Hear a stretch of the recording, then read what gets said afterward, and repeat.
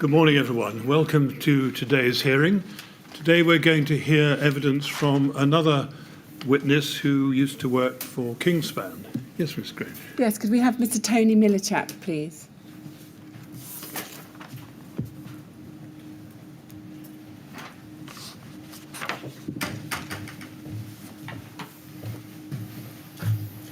Can I please ask you to read out the witness affirmation text? I do solemnly, sincerely and truly declare and affirm that the evidence I shall give shall be the truth, the whole truth and nothing but the truth. Thank you very much, Mr. Millichap. Sit down, please. Make yourself comfortable. All right, there's some water and a glass for you if you want it. Thank you. Yes, Ms. Grange. Yes, thank you. Can you give the inquiry your full name, please? Tony Christopher Millichap. Yes, and if I can thank you very much for attending to give your evidence today. It's very much appreciated. If you have any difficulty understanding any of the questions I ask you, please ask me to repeat the question or put the point in a different way. If you feel you need a break at any time, please let us know. And if you can keep your voice up so that the lady just transcribing to your right can take a clear note of your evidence, that would be great. Now, you've provided one witness statement to the inquiry. We're going to bring it up on the screen and it's in a folder on the desk in front of you as well. It's at KIN 3020821. If we could go to page 63 of that statement, we can see it's dated the 18th of October 2010. Now, is that a typographical error? I believe that should be 18th of October 2019. Is that right? Yes, it is. Yes, so can we correct that? And is that your signature? It is. Have you read that witness statement recently? I have. And can you confirm that the contents are true? Yes. And have you discussed your statement or the evidence you're going to give with anybody before coming here today? No. Now, to start with, I want to ask you about your background. If we pull up paragraph 2.1 of your witness statement on page 3,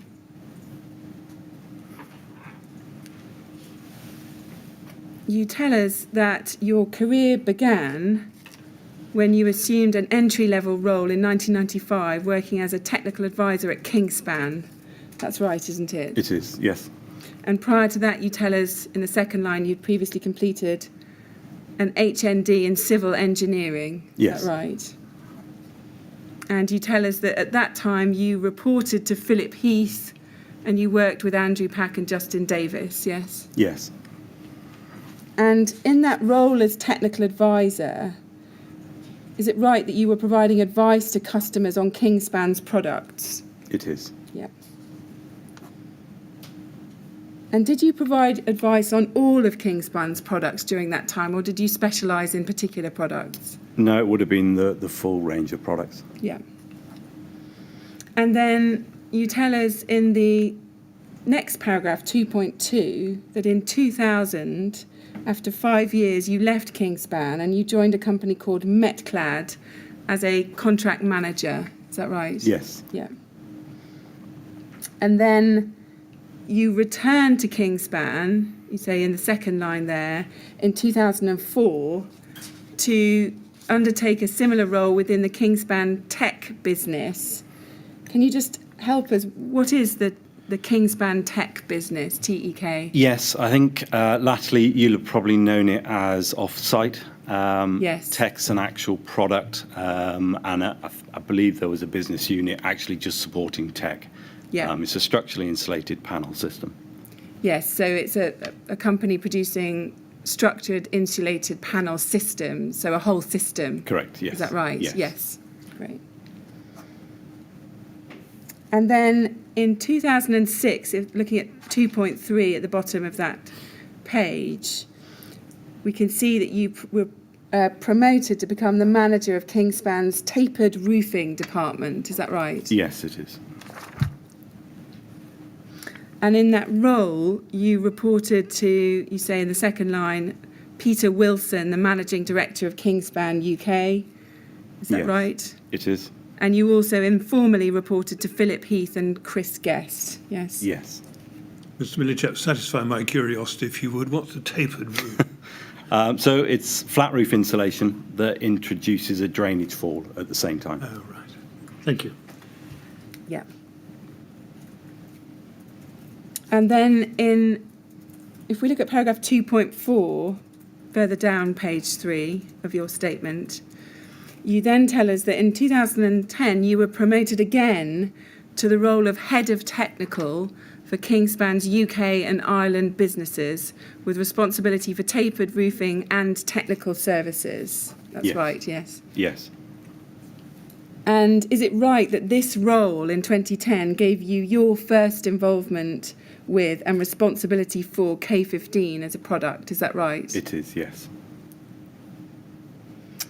And then you tell us at paragraph 2.5 below that in 2015 you left Kingspan on good terms to pursue a career progression again at Metclad, is that Yes. right? Where Yeah. you became a director first of their flat roofing business before assuming the role of Safety, Health, Environment and Quality Director at Metclad, yes? Yes. And are you still in that role at Metclad? I am, yes. You are, yeah. Now, I'm going to be focusing on your role and responsibilities at Kingspan between 2010 and middle of 2015 Sure. for the purposes of my questions. And during that time, you managed and oversaw the technical services team within Kingspan, is that right? Yes. And the technical projects team? Yes. Yes. And did that include overseeing the technical advisors who were handling customer queries about, for example, K15? It did. There was another tier of management between myself and the frontline advisors. Yes, and who was that tier of management? Matthew Evans for the largest part. Right, yeah. And in that period, as head of technical, who did you report to? Malcolm Roachford. Yeah. And how often would you report to Dr. Rochford? How frequently were you in contact with him reporting back? I would say we would have a face-to-face weekly and probably communication more often than that.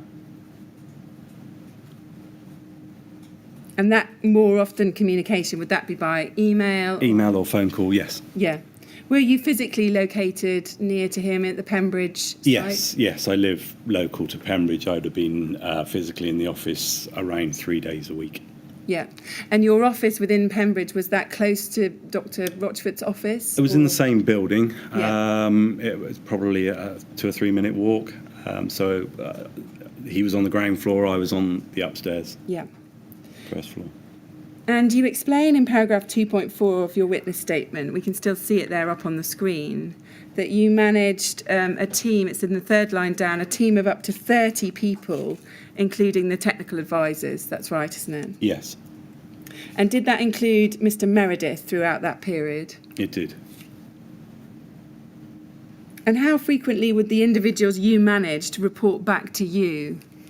We all worked in the same office. Some of the roles involved travelling, so we wouldn't have seen each other every day, but definitely every week. It was an open plan office deliberately.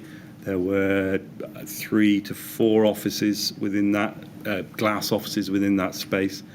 I think it was seen, and I definitely hold with being close to the people that are working around you, and there's a lot of cross-fertilisation between the team.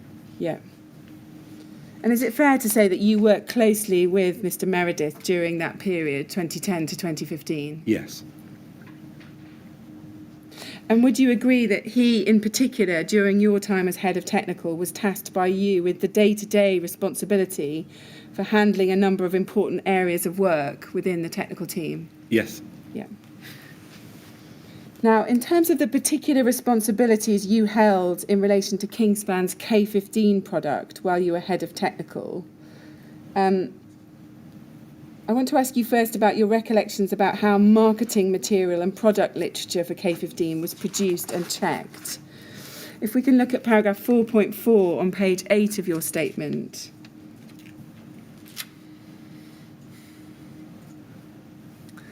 You tell us in the second line there that you did have some limited involvement in marketing and promotion, which you've gone on to explain. So is it right that your involvement in that was limited? It was, yes. And then in paragraph 4.6 of your statement, if we could look further down the page at that, you explain that there was a standalone marketing team, that's in lines 1 and 2 there, who would produce marketing literature and promotional materials. And then if we look at the second sentence, the third line down, you say, however, the technical team would be consulted with regards to the technical content of marketing literature, including product descriptions, physical properties of products, fire testing and thermal performance. The technical team would review this information to ensure its accuracy. And was that because the technical teams would know in a way that the marketing team would simply not, how, for example, the fire testing and performance in fire should be described in order to be clear and accurate? Yes, absolutely. There was a technical oversight. An awful lot of that work was producing calculations that populated the literature for U-value, typically. Fire performance wasn't as, I suppose it wasn't as difficult to include fire performance because typically it was against a test certification, and therefore it was pretty straightforward what would need to be included in the literature. Around U-values, we had to decide what thicknesses we were going to promote, what constructions would be built up. So there's a bit more input into that side of it than fire. Yeah, yeah. At paragraph 4.7 on the next page, you tell us a little bit more about marketing literature. And one of the things you say, it's about 2/3 of the way down that paragraph. There's a sentence beginning on the far right. You say, as far as I recall, the marketing literature in respect of all Kingspan products was subject to a robust review process. Do you see that there? Yes. And is that right, that it was subject, all the marketing literature was subject to a robust review process? Yes. Did you consider that Kingspan understood throughout your time as head of technical the importance of the technical content of marketing literature being clear and accurate, particularly in relation to matters of safety such as fire safety? Yes. Now, you make the point again at paragraph 4.13 on page 10 of your witness statement that you had a limited involvement in reviewing or specifying the granular detail of the content of the marketing literature. That's in that first line.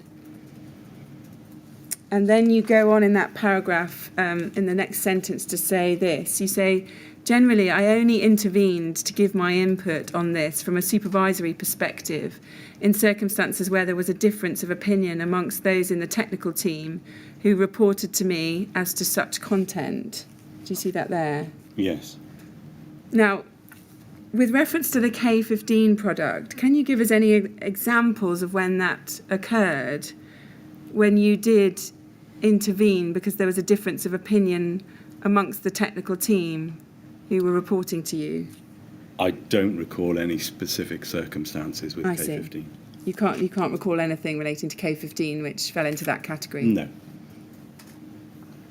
Now, moving on to look at your role in terms of testing now, and in particular testing of K15, if we look at paragraph 4.4 on page 8 of your statement, you tell us that as head of technical, your remit primarily related to the testing and certification of K15. Is that right? Yes. And that would include the fire testing, yes? Yes, yeah, as an overview. And then in the next paragraph, you tell us a little bit more about testing. You can just show up the whole of that paragraph.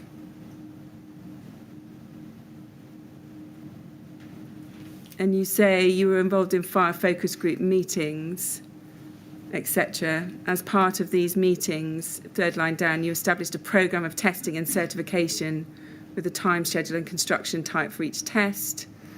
And then you tell us that the oversight of the execution of each test was delegated to Ivor Meredith as a technical project leader.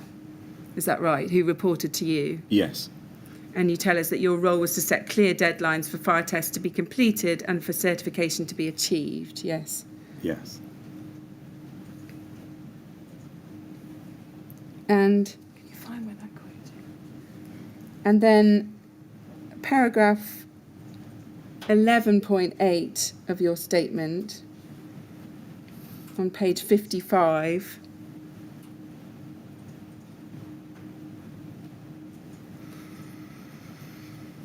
You tell us a little bit more. You say you work with colleagues in the fire focus group to set the programme of testing, and once that was agreed, Ivor would implement the programme and would update me as and when deadlines were met, or if they were not met, he would report that to me. So that's how it worked in practice, is it? You would set the programme for the testing, and then Ivor would be involved in the day-to-day running of it. Yes, I think this test programme for K15 was quite high profile at the time, I'm sure for reasons that we'll come on to. It was important that there was buy-in from the business as to what was being tested, but day to day, it was my role to make sure that we got that testing done through Ivor. Yeah. And the colleagues in the fire focus group, those include Dr. Rochford, yes? Yes. And Andrew Pack? I'm not sure, honestly. And on occasion, perhaps. When you talk about setting the programme of testing, did that include discussions and decisions about the materials to be tested? Yes. And including the outer cladding for each? Yes. And is it right that each test was carefully planned and, as far as possible, carefully timetabled? Where possible, yes. Yeah. And then at paragraph 11.23 on page 58 of your statement, you say, out of interest, you attended a couple of tests. Yes. Do you see that in the third line down? Out of interest, I attended a couple of tests. Can you remember which tests those were? Were they BS 8414 large-scale tests? They were, yes. I believe definitely the 2014 TRESPA test and potentially the terracotta test as well in the same year.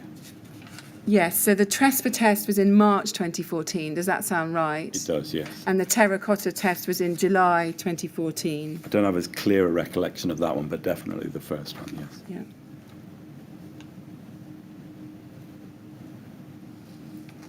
And if we could look, what page is 4? If we could look at page 14 of your statement now. Just want to look at paragraph 4.23. Actually, I think it might begin on this page before.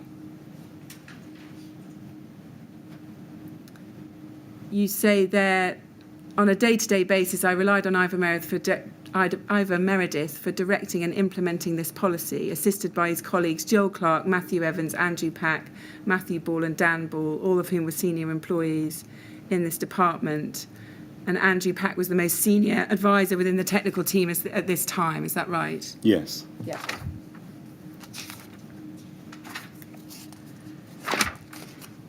Now, in terms of your role giving technical advice to customers about K15, was that another area that fell under your remit? Is that right? Yes, yes. And I want to ask you about technical queries about the use of K15 over 18 metres. You were asked by the inquiry about how those sorts of queries were handled. And if we look at your answer, paragraph 4.19 on page 12.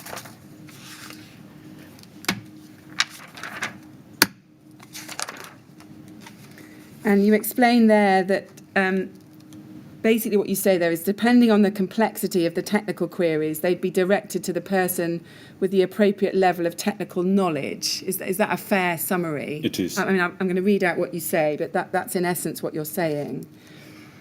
And if we can read what you say here, and I want to start by looking at the 7th line down, beginning if the on the right-hand side. And you say this, you say, if the frontline technical advisors that picked up customer queries were not comfortable answering a particular inquiry, for example, an inquiry relating to the use of K15 over 18 metres, they would escalate the inquiry appropriately. We had dedicated advisors within the technical team whose responsibility it was to address these types of queries.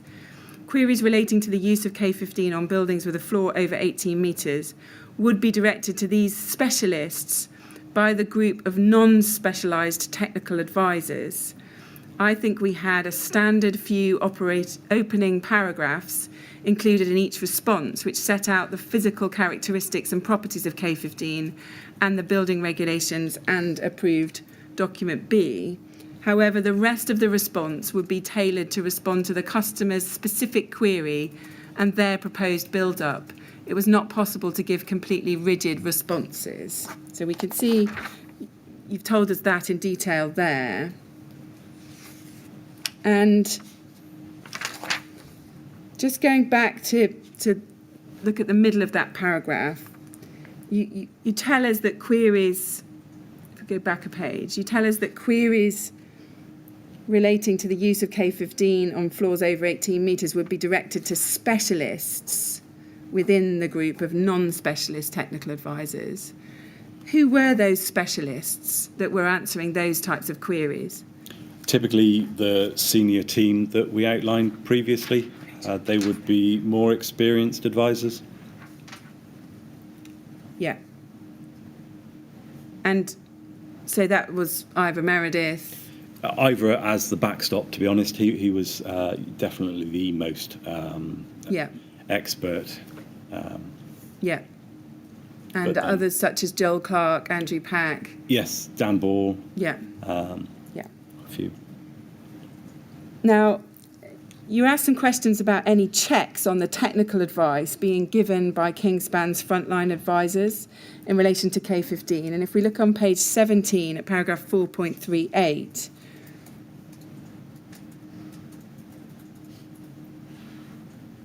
if we could look at that, the first few lines here, you tell us in that paragraph, the checks were undertaken by making sure that members of the technical team were appropriately trained and queries were directed to the correct people who were qualified to answer them. So was it the same group of people who were checking that other members of the technical team were appropriately trained and queries were being directed to the correct people? Yes. So that same group of people. Collaborative effort. And when you say that they were, the checks were undertaken by making sure members of the technical team were appropriately trained, what did that training consist of? Training was tracked against a competence matrix. The majority of the training was in-house. It was quite difficult. There weren't really dedicated courses that were entirely relevant. Various advisors would come with qualifications that would all add value, but typically the training was on the job, peer-to-peer by experience. Yeah. I see. Now, in terms of the technical queries that Kingspan received, you were asked about Kingspan's overall policy or strategy about those queries, and you tell us about that at paragraph 4.22 on page 13 of your statement.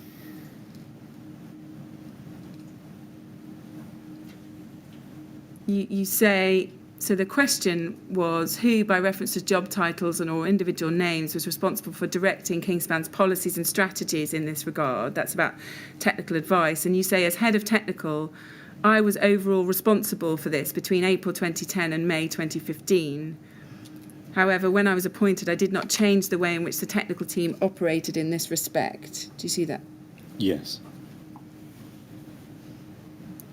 And you've already tell us as well that on a day-to-day basis you relied on Ivor Meredith for directing and implementing this policy. Is that right? It is. And then if we can look at paragraph 4.1 on page 7 of your statement.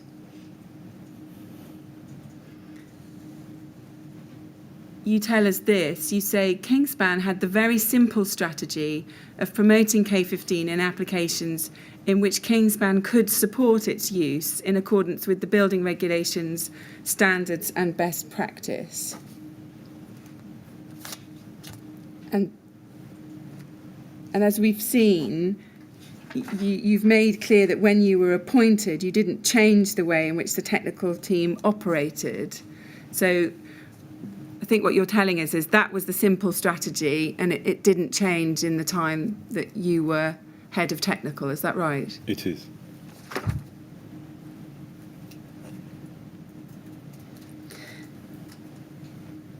When you say you made no changes, had you satisfied yourself that the strategy for giving advice was clear and the system was working properly?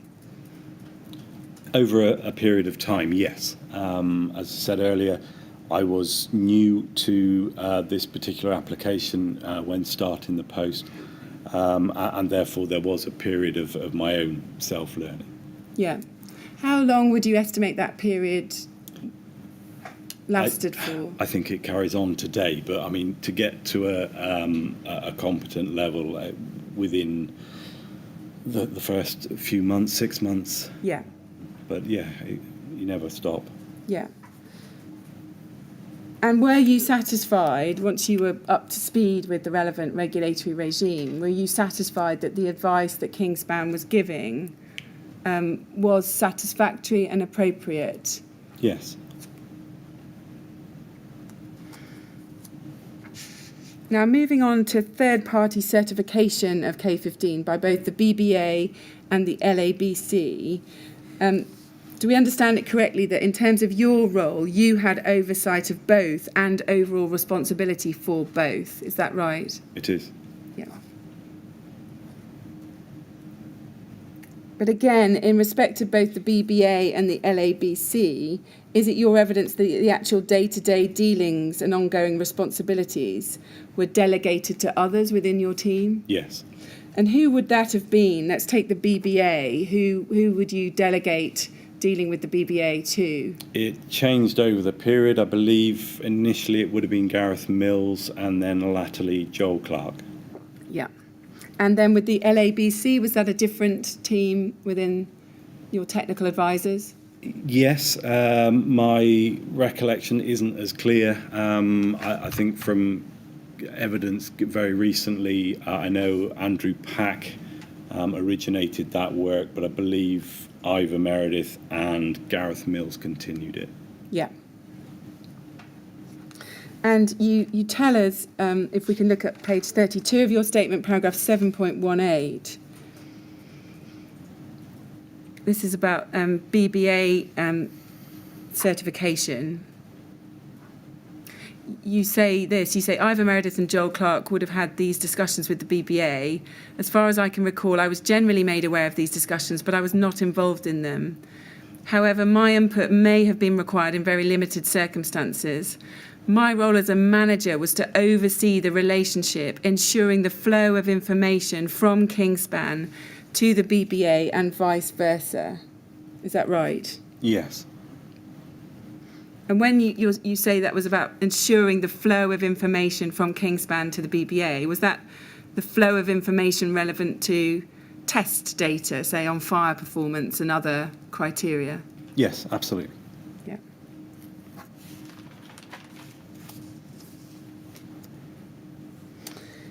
Now, I want to come on to ask you now about your understanding of the building regulations and associated guidance while you were head of technical. If we look at paragraph 5.1 on page 19 of your witness statement,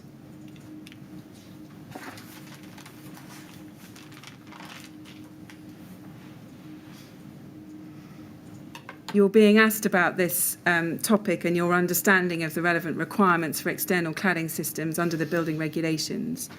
And you explain at the beginning of that paragraph, as head of technical, I understood that the functional requirements for England, for external cladding systems were set out in the building regulations for England and Wales, approved documents and various guidance notes including the BCA Technical Guidance Note 18.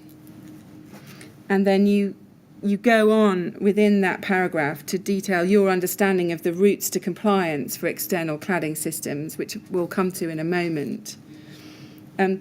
During the period between 2010, when you took over, and May 2015, did you ever attend any training on the building regulations or approved document B?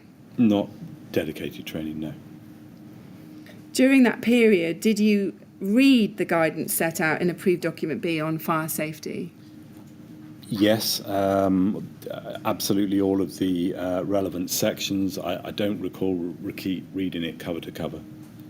Right, so you would have read carefully section B4 on external fire spread? Yes. And did you do that right from the outset of your role? It would have been within months, yes. Yeah. And was that a document that you would go back to from time to time to remind Absolutely. yourself? Yes, Yeah. So you had it available as you were working? we did. Yeah. And does it follow that you were aware throughout your time as head of technical that there was particular guidance about the use of combustible insulation material in external constructions of buildings over 18 metres? Yes. Yeah. In terms of the meaning of the phrase limited combustibility, if we could look at this point at paragraph 511 on page 23 of your statement.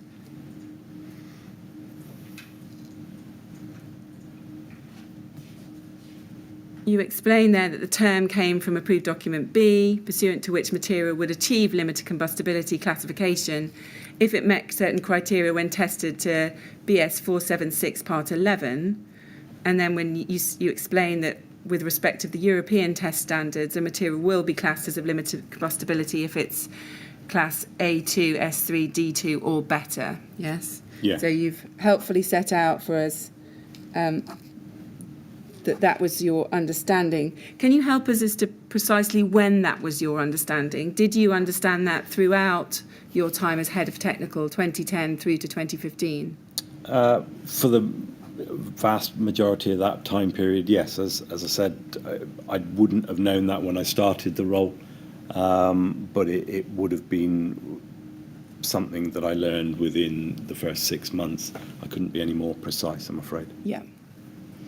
And did you understand that K15 was not a material of limited combustibility, as defined there? Yes.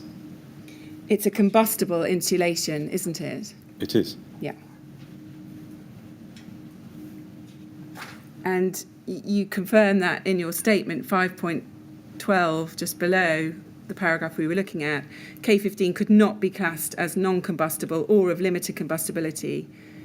But then you go on and say it is a product with national class naught classification. I'll come back to that.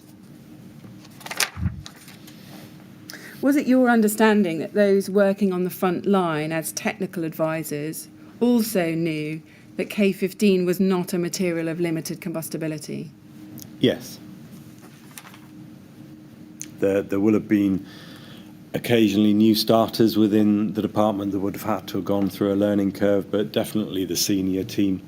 All the advisors were generally arranged in pods, so they would have somebody more senior sat with them. Yeah. Now, back to routes to compliance. If we could look back at paragraph 4.15 on page 11 of your statement, where you've explained different routes to compliance.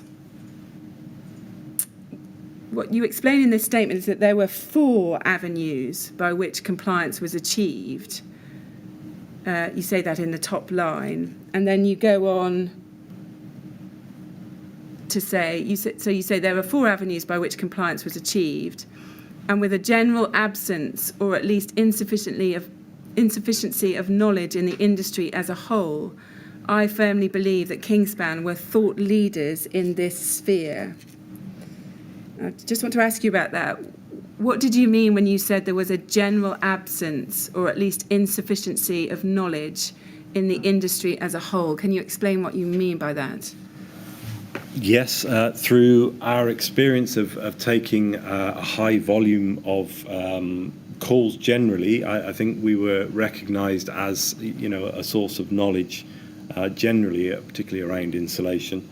It was our experience that very often we were having to explain some of the fundamentals, particularly around this area. Yes.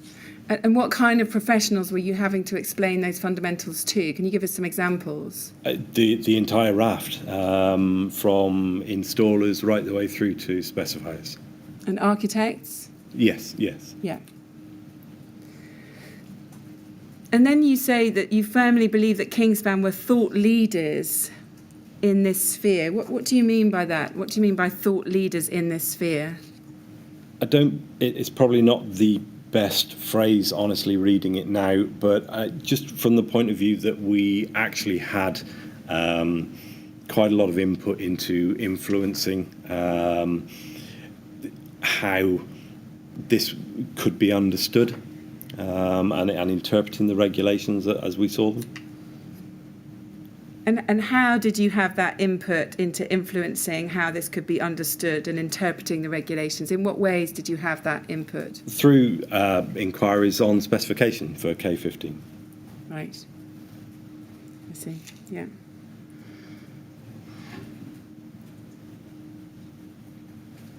Now, you've explained that there were 4 avenues to compliance for external cladding systems.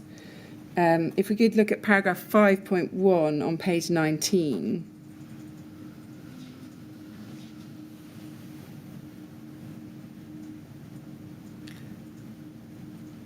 We can see from the 4th line down that you say that you understood there were 4 routes to compliance, and then you go on to explain what each of those routes were. So you say the primary route, just below that, the primary route to compliance was for the individual components to achieve the required level of fire performance, i.e. non-combustible or limited combustibility.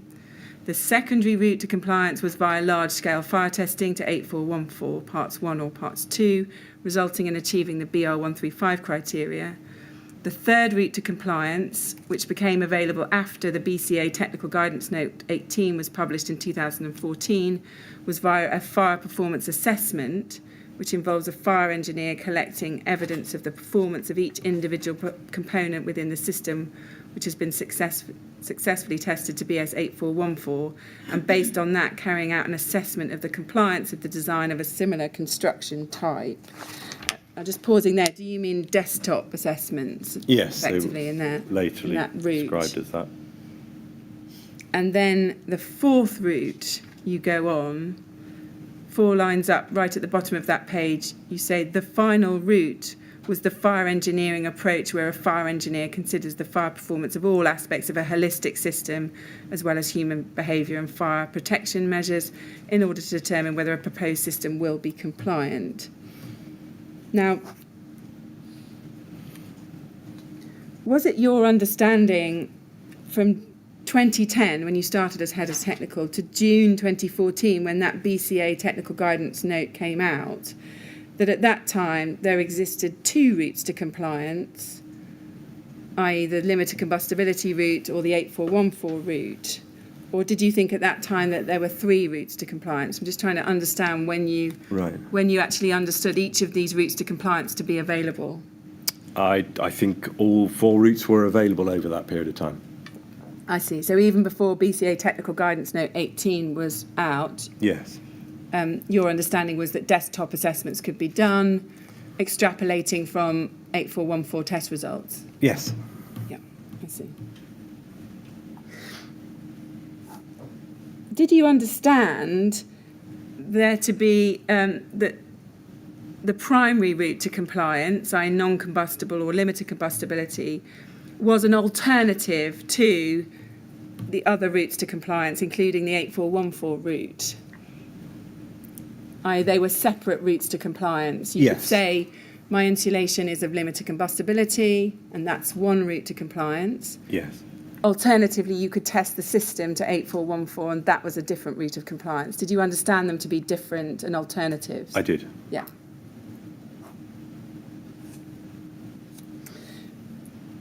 If we can look at this point at paragraph 4.36 of your witness statement on page 16. This point. You say this: the approved documents, technical handbooks and guidance were not black and white. Fire performance was not an exact science. It was open to a certain amount of interpretation, which therefore led to ambiguity. Now, I just want to ask you what you meant by that. Can you help us as to what you meant by the fact that the approved documents and guidance were not black and white? We definitely experienced different interpretations from clients that were coming to us for product advice.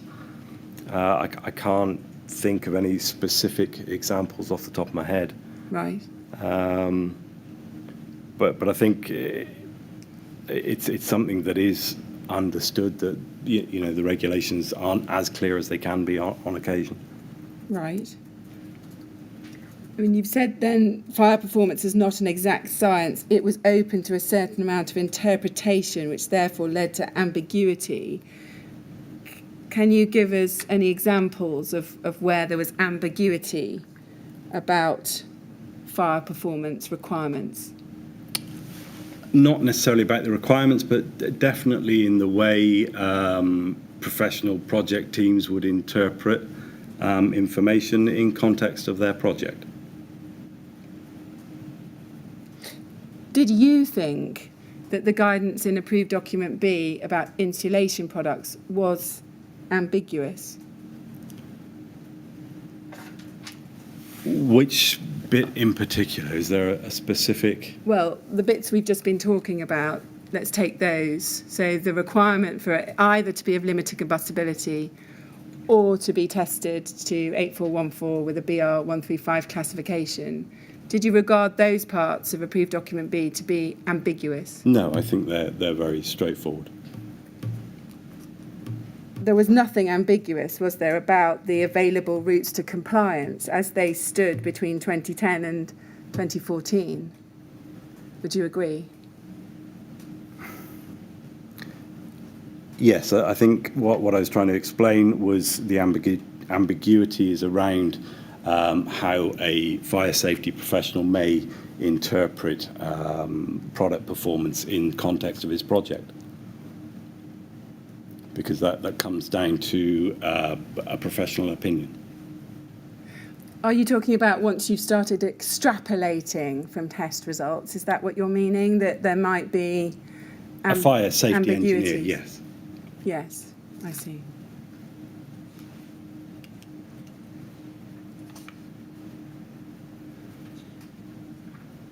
But just to be clear, were you clear in your own mind that the starting point was either the material had to be of limited combustibility, the insulation material, or it had to have been tested to 8414 parts 1 or 2 and been assessed to BR 135?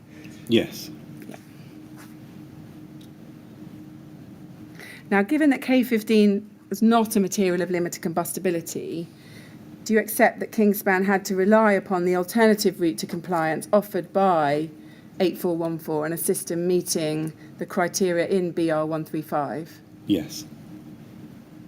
Did you read the test standards 8414 parts 1 and 2 during that period, 2010 to 2015? I did. Yeah. And at paragraph 5.2 on page 20 of your witness statement, you explain that your understanding is there were 2 tests, a part 1 test on a masonry substrate and a part 2 test on a steel frame substrate. Again, was that your knowledge throughout the period 2010 to mid-2015? Yes. Did you understand throughout that same period that BS 8414 was a system test? I did. And in the final 2 sentences of that paragraph, picking it up 3 lines up, you say, for example, a manufacturer may double up the bracketry for a system to be compliant. Clients would then have to build in the way that the system passed the test with the double bracketry. So are you giving that example to demonstrate that you knew that whatever system you tested then had to be replicated on your building? Yes, if you were to take that direct route to comply. Yeah. So can we agree that in order to rely on a particular set of test results to 8414, the client relying on those results would need to use the exact same materials, tested and arranged in the same specific configuration? If that was your route to compliance, yes. Yeah. And you've also explained a bit further down on that page at 5.4 of your statement, you explain, if we look at the third line down on the right-hand side, you say BS 8414 testing was designed to determine whether a system was appropriate for use on a building. And then at paragraph 11.14 on page 57 of your statement,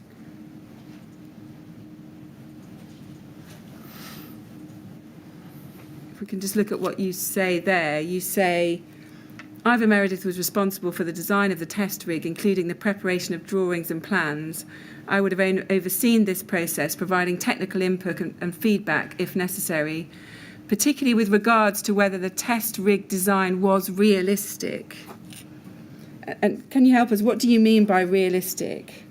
Just through experience of my other role working for a cladding contractor, sometimes it was just to understand how a material may actually be hung on the wall. Yeah. So you were able to bring that knowledge and expertise to your design of the test rigs? Yes, yeah. Yeah.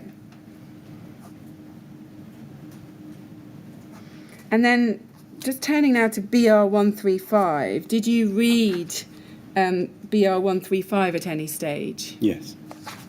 And would that have been the second edition from 2003?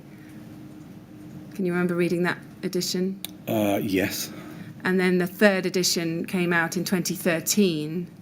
Do you recall reading that as well during that time you were head of technical? Yes, I don't recall the changes, honestly. Yeah. And if we look at paragraph 5.4a of your witness statement and following, at the bottom of page 20 and over to page 21, so if we start on page 20, right at the bottom there, you begin to explain your understanding is that the fundamental pass-fail criteria of BR 135 is that. And then if we go over the page, at A, B and C, you've set out the pass-fail criteria. Yes. And in the first paragraph, you've set out effectively the criteria regarding early termination. Mm-hmm. You see that there? Yes. Test will be terminated early if the test rig's facade cladding fails to resist fire propagation to the top of the rig within the first 30 minutes. And then the second 30 minutes is for observation to determine how the system, how to design it for the protection of life and protection of property. The test can still be terminated early during this second half of the test. And then you explain the criteria in respect of temperatures and thermocouples at B. And then you explain at C, the test rig must not have been burnt through within the first 15 minutes. That's for the part 2 testing. So you give us your detailed explanation there of the pass-fail criteria. Was that your level of knowledge throughout the period 2010 to 2015? Again, not from day one, but yes, Yeah. I would have Effectively. quickly got to that. And then at paragraph 6.8 on page 25 of your statement,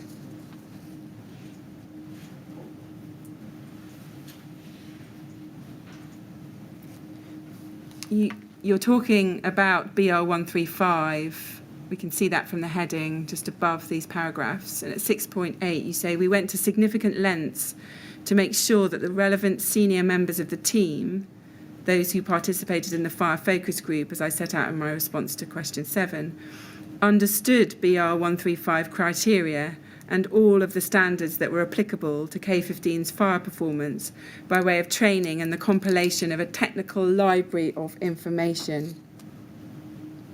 Now, just taking that in stages, did those senior members of the team, did that include Malcolm Rochford? Yes. So you went to significant lengths to make sure that he understood the BR 135 criteria and all the standards applicable. You recall that, do you? Yeah, it would have been via the fire focus group meetings. Ivor would have given presentations to explain the BR 135 criteria. Yeah. That group were setting the test program going forward, so it was important that they understood, what the pass-fail criteria were. Yeah. And would that have included Andrew Pack as well? I don't recall if Andrew was included in that group. I think he may have been early on. Yeah. And you say that you went to significant lengths to ensure that relevant senior members of the team understood the criteria. Was that just through the work you've just explained in the fire focus group, or were there other actions that were done in that respect? It was. At the same time, we were trying to better collate our understanding of past tests. There wasn't an awful lot of access to the prior test information. Ivor's way of working could be quite erratic at times, so often it was important that he stored his information centrally so that it was available to all. Yeah. And did that include trying to make sure you'd collated together all of the information about previous 8414 tests? Yes, in terms of the actual what was tested. Yeah. There was something called a certification matrix, I think, which was a spreadsheet essentially listing the chronology of what had already been tested. I see, yeah. And that technical library of information that you refer to there, you say there was training and then there was the compilation of a technical library of information. What documents were contained in that technical library of information? The whole raft, to be honest. This is a central server location that was available to all. It was really about just making sure that information was organised and could be found. So would that have, say, approved document B on it? Yes, it would, yeah. Copies of the 8414 test standards? It would. What about CWCT? Were any of their pieces of guidance ever collated as part of that group? Not that I recall specifically. And BR 135, would you have copies of BR 135? Yes. Yes. Did you understand between 2010 and 2015 that a classification to BR 135 is applicable only to a tested system? Yes. And did you understand that it's not intended as a guarantee of the fire performance of any individual component part of that tested system? Yes. And did those in the technical advisor roles underneath you also understand that, as far as you could tell? As far as I could tell, Yeah. particularly the senior team again. Yeah. If we look now at paragraph 411 of your statement on page 10,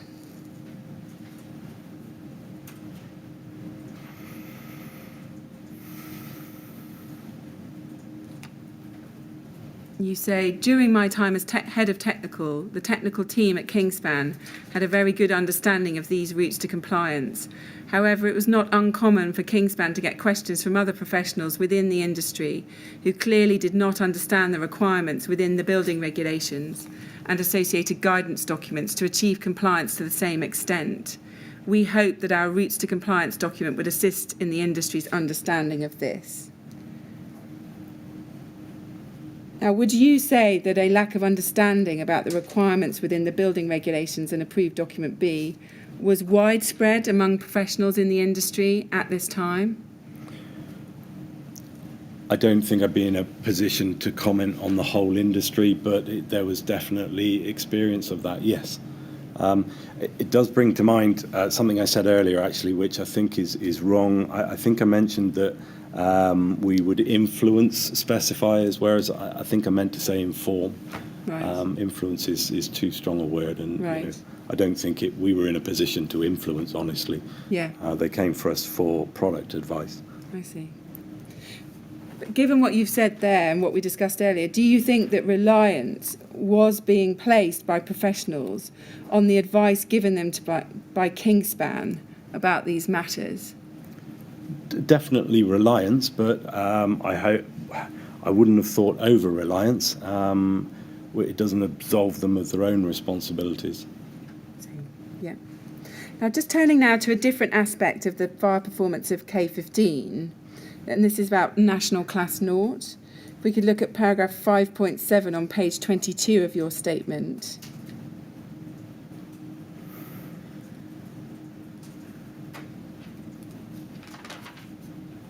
You say that during your time as head of technical, your understanding was that Class Naught was a designation in Appendix A of approved document B relating to surface spread of flame based on achieving 2 British Standard test results, BS 476 Part 6 and 7. If a material had achieved Class Naught classification, it meant that it showed limited surface spread of flame and fire propagation characteristics. A material would achieve Class Naught if it was, and then you've explained the definition of Class Naught. And then you say in 5.8, you say, I understood that Kingspan undertook 476 Part 6 and Part 7 tests on K15, and K15 achieved Class Naught classification.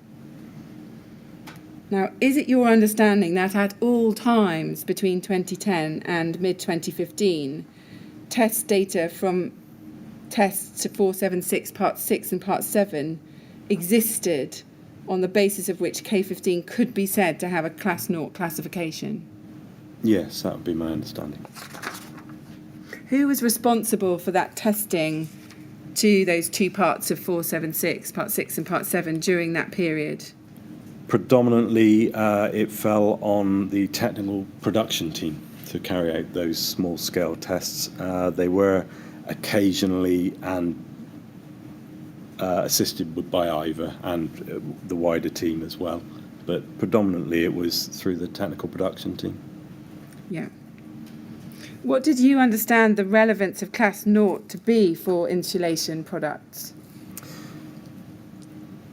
I know there is some reliance on Class O in determining fire barrier separation. Yeah.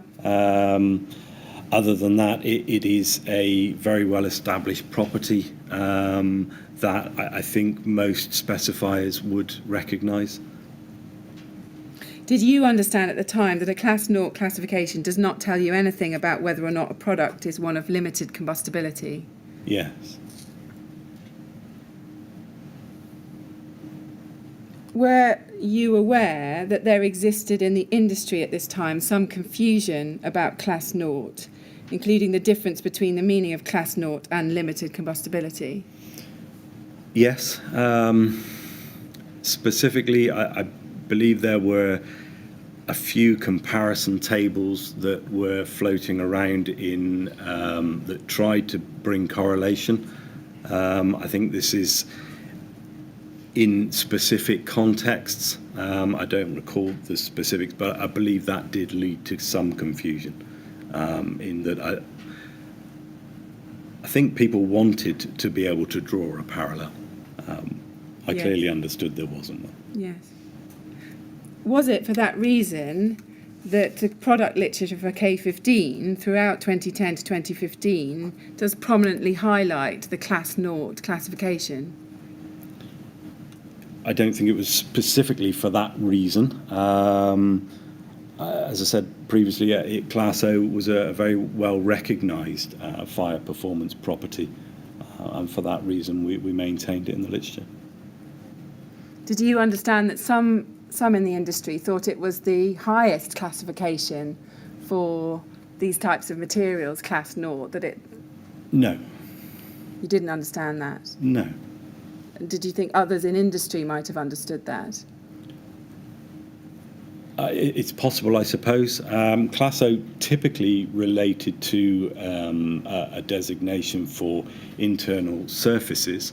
So it may well be that it was the only designation that some people were familiar with.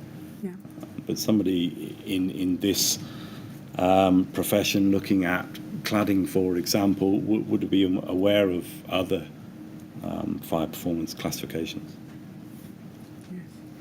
Did you become aware during your time as head of technical that Kingspan was testing just the foil facer only in those 476 Part 6? No, Tests? I'm not aware of that specifically. You were never made aware that that was what was going on within Kingspan, is that right? They were testing the foil facer only. I know that happened. I believe there was some wording in the building regulations that allows the definition to be on the surface material. What view did you take about testing only on the foil facer for Class Naught? If that were accepted, then I didn't see a problem with that. Is that the view you took at the time? I'm not saying hypothetically, I'm asking you, at the time, did you take a view on whether it was acceptable to be testing on the foil facer alone? I can't recall what my thoughts would have been at the time. Did you or anyone else, to your knowledge, ever check BS 476 Part 6 to see whether it said that the substrate ought to be tested as well as part of any test? Did you ever do that check? Personally, no. Now, I want to ask you now some questions about your early period as head of technical when you took over from Philip Heath, yes? Okay. And I'd like to understand what you came to learn from Mr. Heath or from others at that stage about K15, in particular about its testing and certification history. Okay. Now, in terms of tests to BS 8414 on systems incorporating K15, were you told in 2010 about the 8414 test that had been carried out on the 31st of May 2005?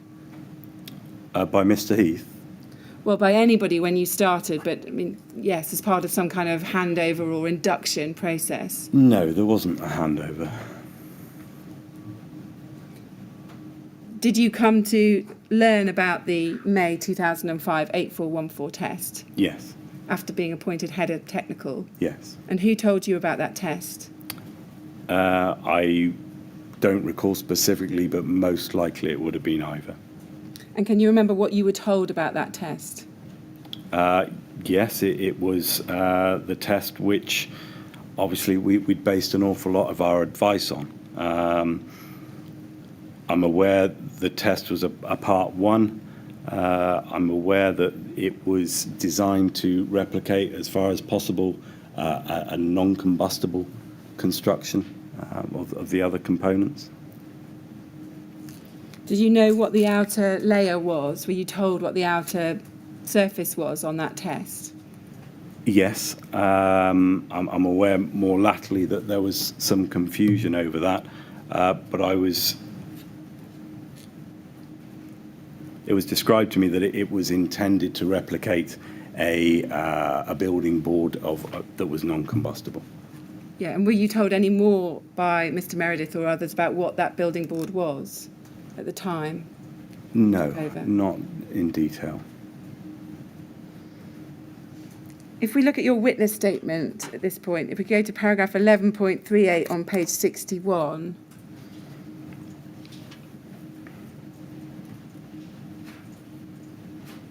you say that the system tested was a fibre cement board system. I believe that a fibre cement board system is representative of an external cladding system. As far as I am aware, these systems are still used in the real world today. And then you say, during the course of preparing this witness statement, it's been explained to me that the written report for this test incorrectly describes the system as a cement particle board system.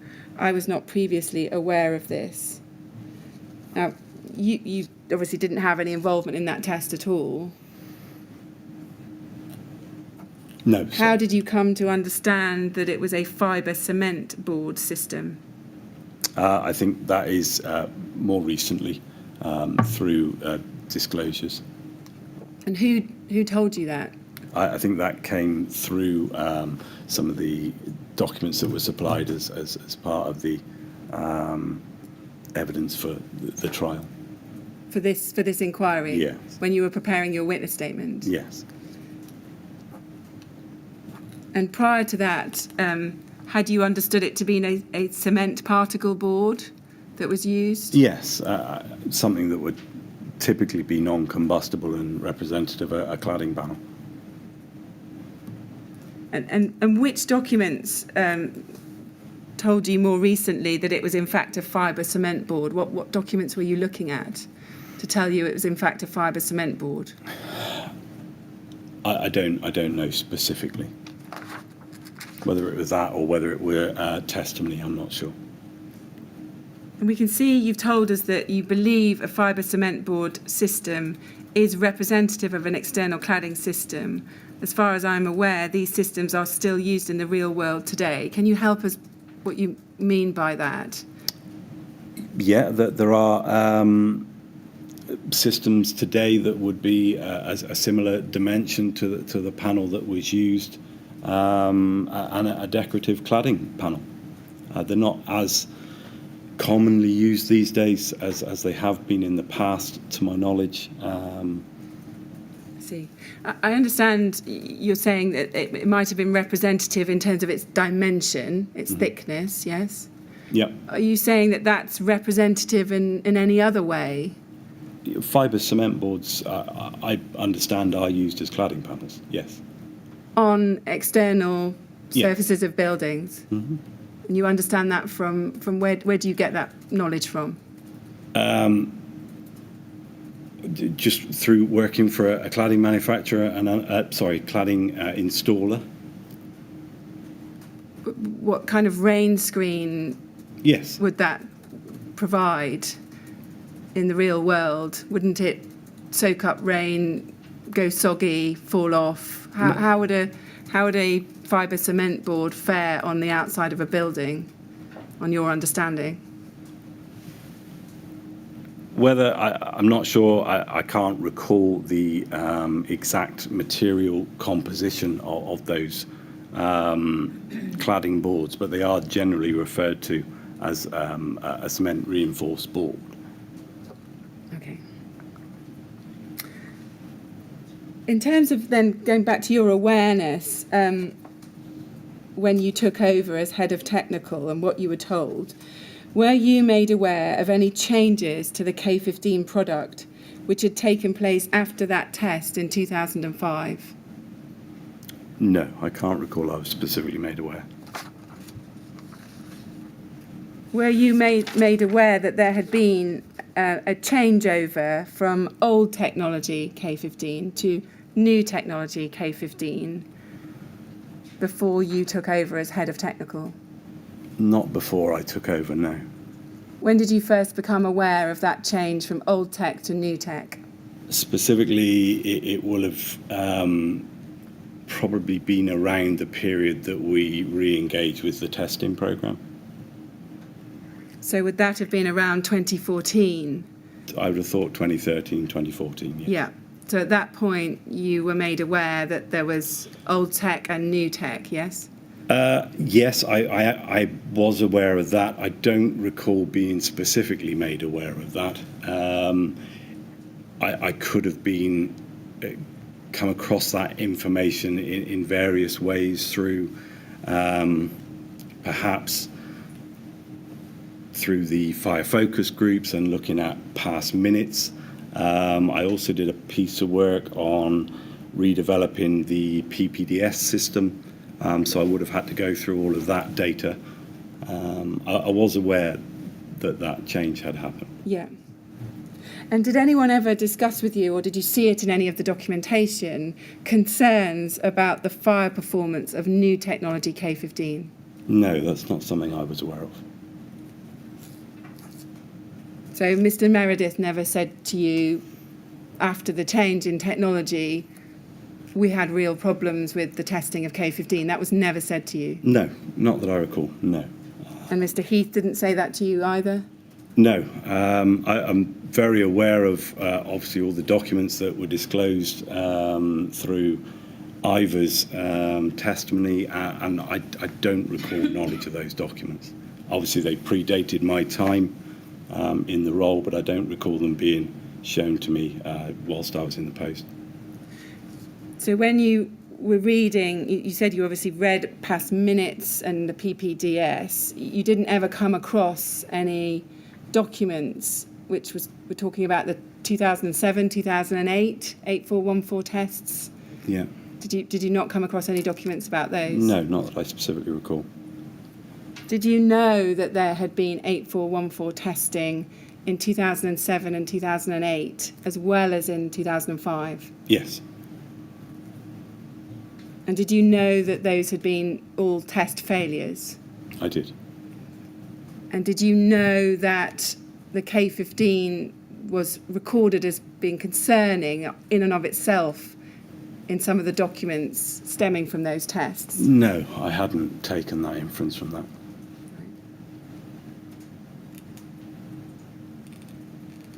Did you have any information about the nature in which the tests had failed? I don't recall reviewing the test reports specifically. I know they weren't close, to fails, if you like. I know that they were significant fails. Yeah. All right. Thank you.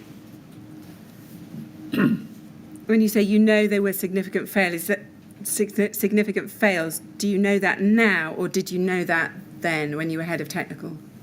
No, I knew that then. And who told you that they were significant fails? That would have been through Ivor. Yeah.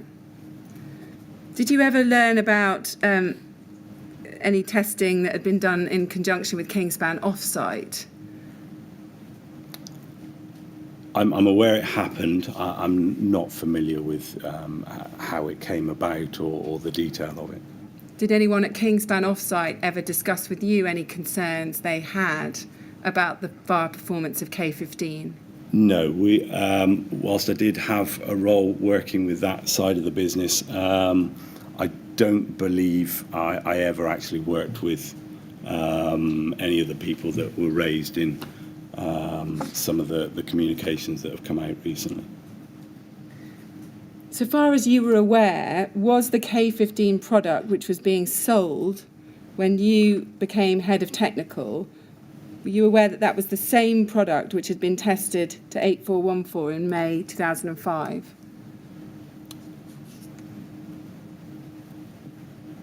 I knew that there was the 2005 test was old technology.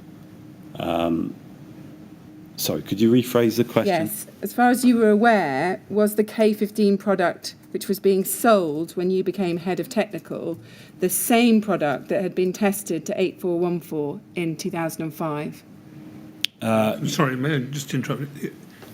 Is that what you intended to ask? Whether the witness was aware that it was the same product, or was he under the impression that it was the same product? Well, let's put it that Well, way. quite different. Were you under the impression that the product you were selling to market when you became head of technical was the same product that had been tested in 2005? Yes, absolutely. That the 2005 test represented the product that was being sold. You said that you were aware that that was old tech, though, and that you became aware of that in 2013, 2014. Yes. Did there come a time when you became aware that the product that was being sold was not the same as that had been tested in 2005? I think what I'm trying to say is I was aware of old technology being used in the 2005 test. What I didn't appreciate it was that didn't represent or wasn't representative of the product that was being sold latterly when I was in the role. The difference, I must admit, the difference between old and new technology is lost on me. I don't know, other than I know it was intended to increase production speed, but beyond that, I'm not aware of what old and new technology means. And did you ever ask anybody to explain that to you? Did you ever say, what are the differences, old tech, new tech? No, specifically, I don't believe, I'm not sure what context I came to understand that the 2005 test was old technology. But I worked on the assumption that the test, which had been established and used in the business for over 5 years, was representative of what was being supplied in the market. Knowing what I know now, that should have been looked into in more detail at the time, but I wasn't aware that that could, should, or did have an impact on its fire performance. Right. So are you aware now that that test report from 2005 has been withdrawn? It was withdrawn in October 2020. You're Yes. aware of that? Yes. And it was withdrawn on the basis that the K15 product tested was not representative of the product sold from September 2006 onwards, yes? Yes. So is it your evidence that the first time you became aware of that was, in the last few weeks? Yes, upon absolutely. hearing that? Yes. And was that a surprise to you to come to be aware of that? Yes, it was. Mr. Chairman, I think that would be a good moment for a break. Yes. All right. Thank you. Well, we have a break during the course of the morning. Sure. Mr. Millichap, we're going to take it now. So we'll break now. We'll come back, if you would please, at 25 to 12. Yep. Okay. And I have to ask you, please, not to talk to anyone about your evidence or anything to do with it when you're out of the room. No. All right? Thank you. Thank you very much. You'd like to go with the usher, please.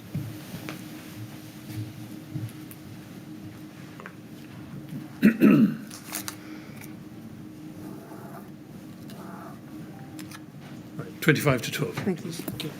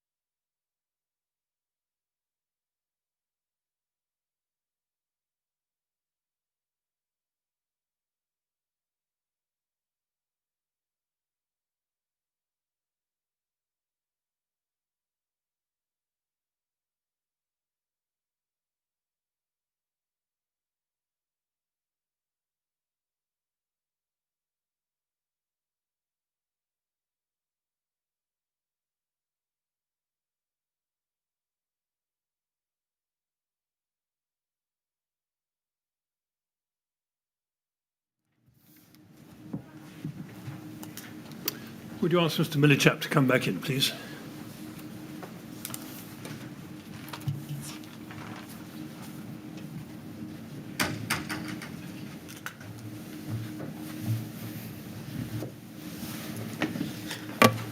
Right, ready to carry on, Mr. Yes. Millichap? Thank you. Yes, Ms. Grange.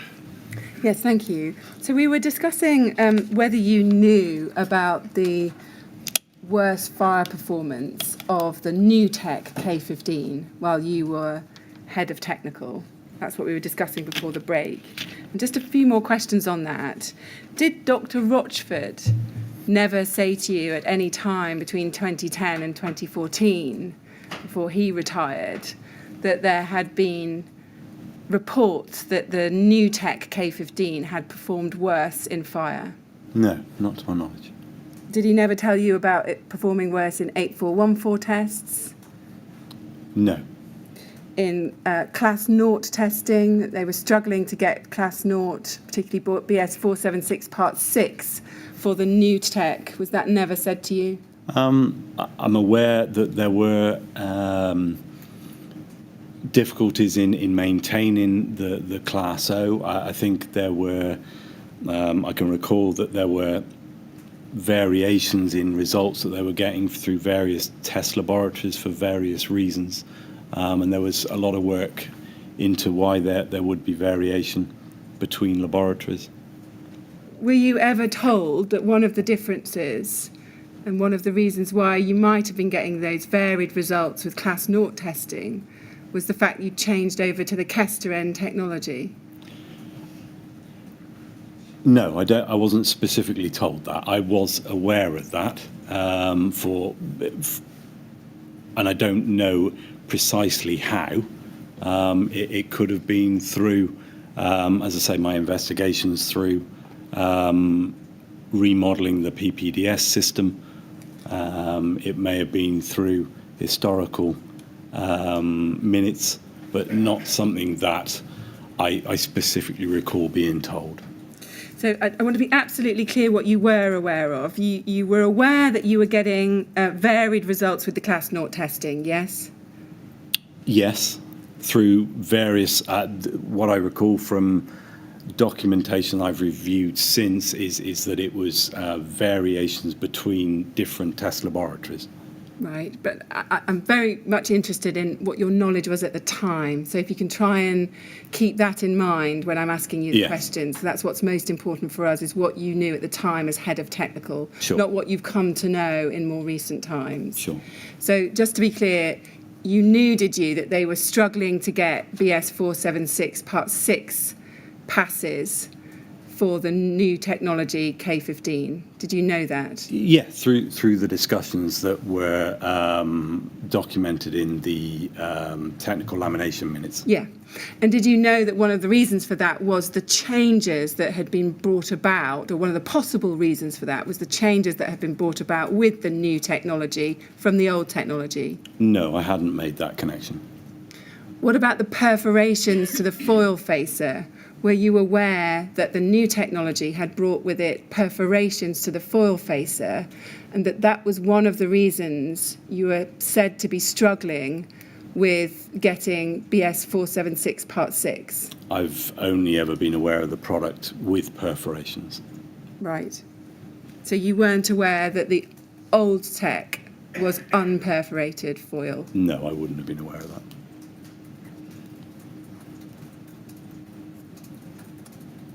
And what was your reaction when you discovered very recently that, in fact, the 2005 test was on a different product? I was surprised, absolutely. I'm not sure that I entirely understood what that meant at this time. Obviously, reviewing Mr. Rochford's evidence, I'm still not sure if I understand what the implications are between the two technologies on fire performance. But you must have appreciated, did you not, that you were relying, you've already mentioned it this morning, you were relying very heavily on that 2005 test Yes. for much of the time that you were head of technical, yes? Yes. So were you not extremely surprised to learn that that 2005 test was based on old technology, K15? Yes, I only temper that with Malcolm's explanation yesterday, in that I don't believe it's his belief that the difference is as marked as potentially it's being portrayed. I'm not sure. Right, well, we have his evidence on that. Yeah. If we could go now, I'm still trying to follow through what your knowledge was and understand what your knowledge was when you took over as head of technical. And I want to ask you now about the absence of a BR 135 classification report for the 2005 test. If we can look at paragraph 11.43 of your witness statement on page 62.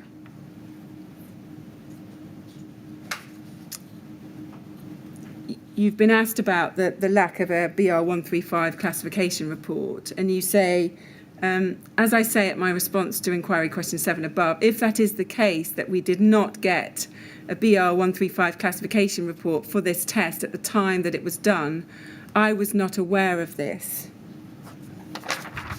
So that's right, is it, that during the whole of your time as head of technical, you weren't aware that there was no BR 135 classification report for the 2005 test?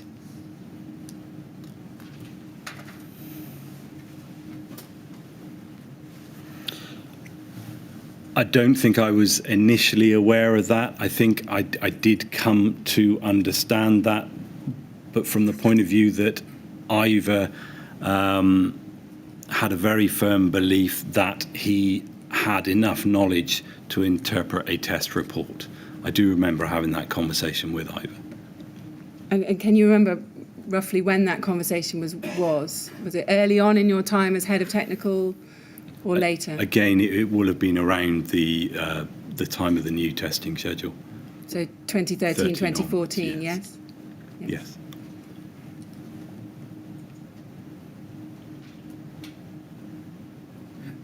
And did you never question why there was no separate documentation with that BR 135 assessment? You've told us that you knew full well what the criteria were. You've set those criteria out in detail in your witness statement. Yes.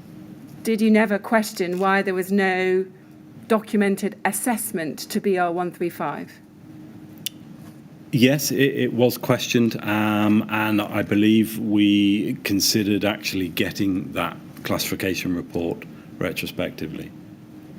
I don't think that was done whilst I was still at Kingspan, but it was discussed. So you say, yes, it was questioned. Who questioned it and when?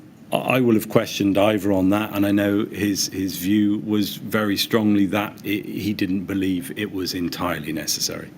And what was your view when you had these discussions with him? Did you think it was necessary to have a BR 135 classification report, given the reliance you were placing on that 2005 test? Yes, given the investment we'd already made, I think Ivor's rationale at the time was it was an extra £4,000 that was unnecessary. And, you know, in the context of what we were doing, that wasn't going to make a difference. Did anyone ever say to you, well, it's going to be very difficult to get a BR 135 classification report because that wasn't actually a full real-life system? That was just part of a programme of testing we were doing at the time to explore this area? No, I wasn't aware that we couldn't get one. Having said that, I don't think we'd actually tried at that point. I don't know what Ivor's opinion would have been at that time. Did you have any awareness of the 4 tests to BS 8414 Part 2 on systems incorporating K15, which had been carried out in December 2007, April 2008 and June 2008? Yes, some awareness. Not to a detailed level. There was a summary document that mapped the chronology of the tests. Yeah. That had a level of detail in it that basically described the construction that was tested. And I think you said earlier that you were aware those were significant failures. Is that right? At least, yes, some of them were, yes. Yeah. But is this right? At no stage did anybody tell you that what had been observed in those tests was the K15 itself performing badly under fire conditions? No, that wasn't the conclusion that I was told. So what was the conclusion you were told about those tests? That it related to the system failing. I think it was a common understanding that it was very difficult to see exactly what component had what influence on the test. It was obviously something that we were, keen to understand and trying very hard to understand. So, and we'll come to it later. So even though when you're testing in 2014, there are varying different K15s that you're testing with, different research and development products. Yes. Did that not alert you to the fact that the standard K15 that was being sold was not considered to be able to perform well in those conditions? No, not specifically. One of the primary drivers behind the development products with Solstice was actually lambda value. It gave a significant thermal performance improvement, and that was very attractive to the sales arms of the company. Production were very keen to move to that technology as well. It was seen as the way forward at the time. I see. Could you just, I'm sorry. Carry on. Wonder you could just help me with this a little bit. You told us a little earlier that you were under the impression that the product remained the same between 2005, when the successful test was carried out, through until, let's say, 2010 or a bit later. Mm-hmm. I'm just wondering, did it not trouble you that although you'd had one test which had passed in 2005, what you thought was the same product had failed on 3 successive tests in 2007, 2008? Did that not cast some doubt on the reliability of the test in 2005? No, not specifically. The test in 2005 was potentially the least onerous test. Every component other than the consistent component K15 was engineered to give us the best chance of getting a result. The tests latterly in 2007 and 8, I believe, were partially sponsored tests. So I had a concern that actually they perhaps weren't the next logical tests. It was something I was trying to improve my understanding. And to actually learn about this test, we needed to test, in my view, in a logical way, so that we could begin to understand what the drivers are for a pass or a fail. Yes, but as you rightly point out, these are whole system tests. Yes. And so if you are responding to customers with requests for suitability of K15, Yeah. This series of tests would suggest that one ought to be very cautious about giving any positive advice unless you could be confident that the system that they were going to introduce was directly comparable, if not identical to, the one tested in 2005. Yes, obviously, well, not necessarily obviously, but our concern with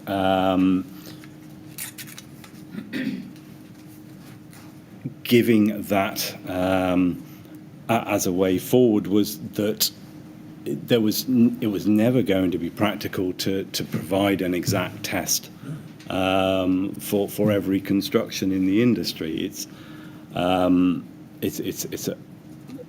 widely known that you rarely install the same cladding system twice on occasion. There's normally something that changes. From that point of view, to support the product in that application, we felt it was necessary that the evidence we could give would need to be assessed to match systems that were actually being built. Right, thank you. I'm sorry, I've taken you a little... No, absolutely. That's absolutely fine. Thank you, Mr. Yeah, that's okay. Still thinking about your understanding and knowledge about K15 when you became head of technical, we're going to move on now to some questions about third-party certificates which were in place for the product when you took over. And I want to start with the LABC. You understood, is this right, that a system approval certificate had been issued for K15 in 2009, so before you were appointed head of technical in 2010, is that right? Yes. Were you told anything about that certificate when you took on that role in 2010? No, I didn't know much about that at all at the time. If we can go at this point to paragraph 8.20 of your witness statement on page 45.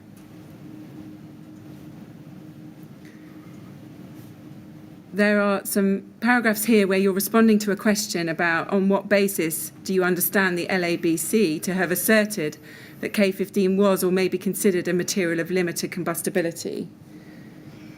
And you tell us in 8.20 that you understand this is a reference to a phrase used in the LABC system approval, that K15, and then you set out that phrase can be considered as a material of limited combustibility.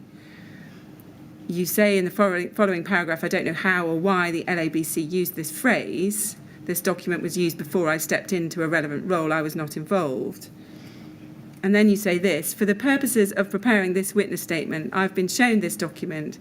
As far as I can recall, I was not aware of this phrase being within the LABC system approval during my time as head of technical. When I was appointed as head of technical, I recall there being some internal liaison taking place relating to an LABC document, but I was not involved. Ivor Meredith was handling this. Now, I just want to be absolutely clear about your knowledge of this certificate. Did you actually read that LABC system approval certificate in 2010 when you took over? I don't recall doing so specifically, no. Wasn't that a very important document to read, given Yes, the significance of it for the sales of K15? Yes, it will have been. I will have got to it. I don't recall reading it straight away. Do you recall reading it at some stage after you became head of technical? I do, but I seem to recall that it was pretty much immediately under review. I think there was correspondence which relates to that phraseology being changed. Can I just look at an email, KIN 405383. This is an email of the 9th of May 2009 by Philip Heath. If we can look at the top half of the page. What we see is that this email is sent to a number of technical services divisions within Kingspan, including the roofing division. Do you see that? It's 3 lines up from the bottom of the recipients, the to list. Yeah. Now, can you recall the email is headed Great News, and it's all about the LABC system approval certificate. And if we look a bit further down into the body of the email, Mr. Heath has highlighted the phrase material of limited combustibility in this email and set out what the benefits are, what it was. Now, you were managing the roofing division in 2009. Is that right? No. No? No, I was managing a very small part of the roofing division, which was the internal function that supported the tapered roofing. It was more of a designed product, and therefore there were designers that I managed alongside an estimating function to support the sales of that product. Right. Do you remember receiving this email? Now you've looked at it. Do you remember getting it in 2009 when it was sent? No, I don't recall it. When you took over from Philip Heath in 2010, were you made aware by others of the statement in it about limited combustibility in this LABC system approval certificate? No, I don't recall specifically being made aware of it. So nobody discussed that with you, drew your attention to it, explained the importance of it, no? No. Did you read any of the later LABC certificates for K15? There were certificates, which I'll take you to later, that were issued in 2013, 2014 and early 2015. Did you read any of those later versions? Yes, I did come to be aware of them, yes. Can you remember the words K15 can be considered a material of limited combustibility being used again after the May 2005 system approval certificate? Sorry, could you rephrase? Yes, can you remember the words K15 can be considered a material of limited combustibility being used again after that May 2009 system approval certificate in a later version? Do you remember that? No, not specifically. Well, we'll come back to that. Turning now to the BBA, when you were appointed in the role of Head of Technical, there was a certificate in place from the BBA for K15. Do you remember that? Yes. And you tell us in your witness statement, this is at page 29, paragraph 7.5, you say a BBA certificate was valuable as an independent third-party approval of a product. Its value was as an independent investigation of a product. And on the same page at 7.6, you say it was valuable in that it was perceived in the marketplace as an independent third-party verification. It was significant for the marketing and sales of K15 because it verified K15's fire and thermal performance. Now, what do you mean there by that it verified K15's fire and thermal performance? We, as part of the process, we had to provide the evidence we had on the product's performance. The BBA would review that, I presume, in their internal processes and therefore republish independently to confirm our claims.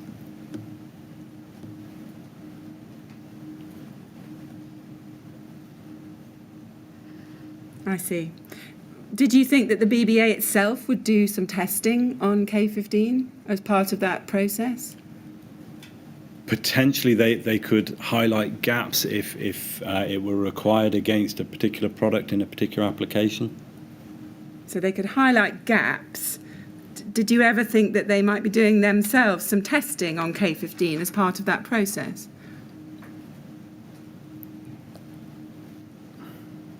No. No. No. So the BBA would be dependent, wouldn't they, on the test evidence provided by Kingspan? Yes. Yes. And you clearly understood that throughout your time as Head of Technical? I did. Yeah. Now, the first issue of the BBA certificate for K15 was on the 27th of October 2008, which was over a year before you became Head of Technical. And when you were asked about the content of that certificate, if we can look at paragraph 7.27 of your witness statement on page 34.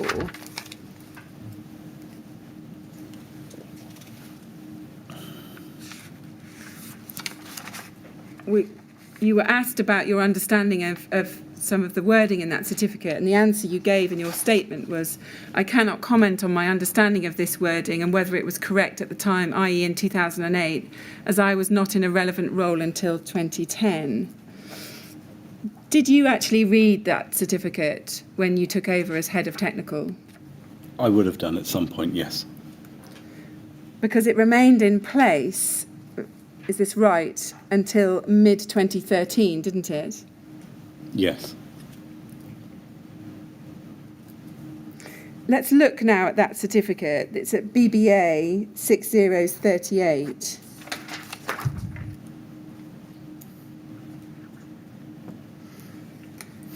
In that first page, if we can look at the bottom half of the page, we can see it was issued 27th of October 2008. And under key factors assessed, 3 headings down, we see behaviour in relation to fire. And the words there that we can see after that say, the boards will not contribute to the development stages of a fire or present a smoke or toxic hazard. Now, just leaving aside the smoke and toxic hazard, can you help us with what those words mean, will not contribute to the development stages of a fire? I don't specifically know what evidence the BBA would reference to come up with that wording. I would assume it's related to surface spread of flame or propagation. When you first read this, did you ask that question? Did you say, can someone tell me what test evidence supports that statement in our BBA certificate? No, I've taken it as a standard phrase that the BBA use against this factor. Did you understand what it meant when you read it? Yes, but I don't think it refers specifically. It's not quantifiable in the way that it's written. What does that mean? It's not quantifiable in the way that it's written. Do you mean it's vague and ambiguous? Yes, I think it is. It should reference back to a test that can be measured more specifically. And can you explain why, as head of technical, that wasn't something you ever pursued? No, I can't. Did it ever occur to you that that wording was vague and unspecified and ought to be more precisely based on test evidence? No, I don't recall that I did. If we go to section 7 of this certificate now, at the bottom of page 5, this deals with K15's performance in fire. It's the detailed section. At 7.1, we see a detailed description of the 2005 test and what was tested. And then at the end of the description, in the last sentence, it states, within the stated test time, the temperature at the level 2 thermocouples did not exceed 600 degrees C, therefore displaying limited fire spread away from the fire source, and that the product meets the criteria stated within BRE 135. Now, would you agree that that statement, the product meets the criteria stated in BRE 135, is simply not correct, is it? Strictly no, not according to the system test. No, because no product can meet that criteria. That is a system test, yes? Yes. Product as part of a system would be a better wording. And when you read that, did you appreciate that that was inaccurate when you read it? Did you realise that? No, I don't believe I did at the time. I think I was reading it in the context of it being a product agreement approval, albeit referring to a system in this case. What does that mean? You read it in the context of it being a product agreement approval, albeit referring to a system in this case? The agreement is specific to the product, and therefore I think it's referencing performance against the product, whilst it's not strictly accurate because the product in this case was part of a system. Yes. And it's right, isn't it, that you can't extrapolate away from a system test how one individual product has done in that test? I couldn't, no. No. Now, if we could look at paragraph 7.28 at page 35 of your witness statement. You were then asked about amended issue 1 of the BBA certificate, dated April 2010.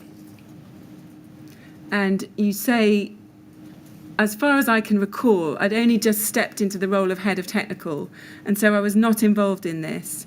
In any event, the precise content of BBA certificates would have been the responsibility of Ivor Meredith and Joel Clark, who handled the day-to-day correspondence and liaison with the BBA regarding K15s and other products certification. It is important that I emphasise that, as head of technical, my role was managerial in nature. I managed a team of around 30 employees, and my key responsibilities were ensuring that the team functioned well and deadlines were met. Now, did you ever read this certificate, amended issue 1, dated April 2010? I will have done, yes. let's go to it. BBA, it's at BBA 6037.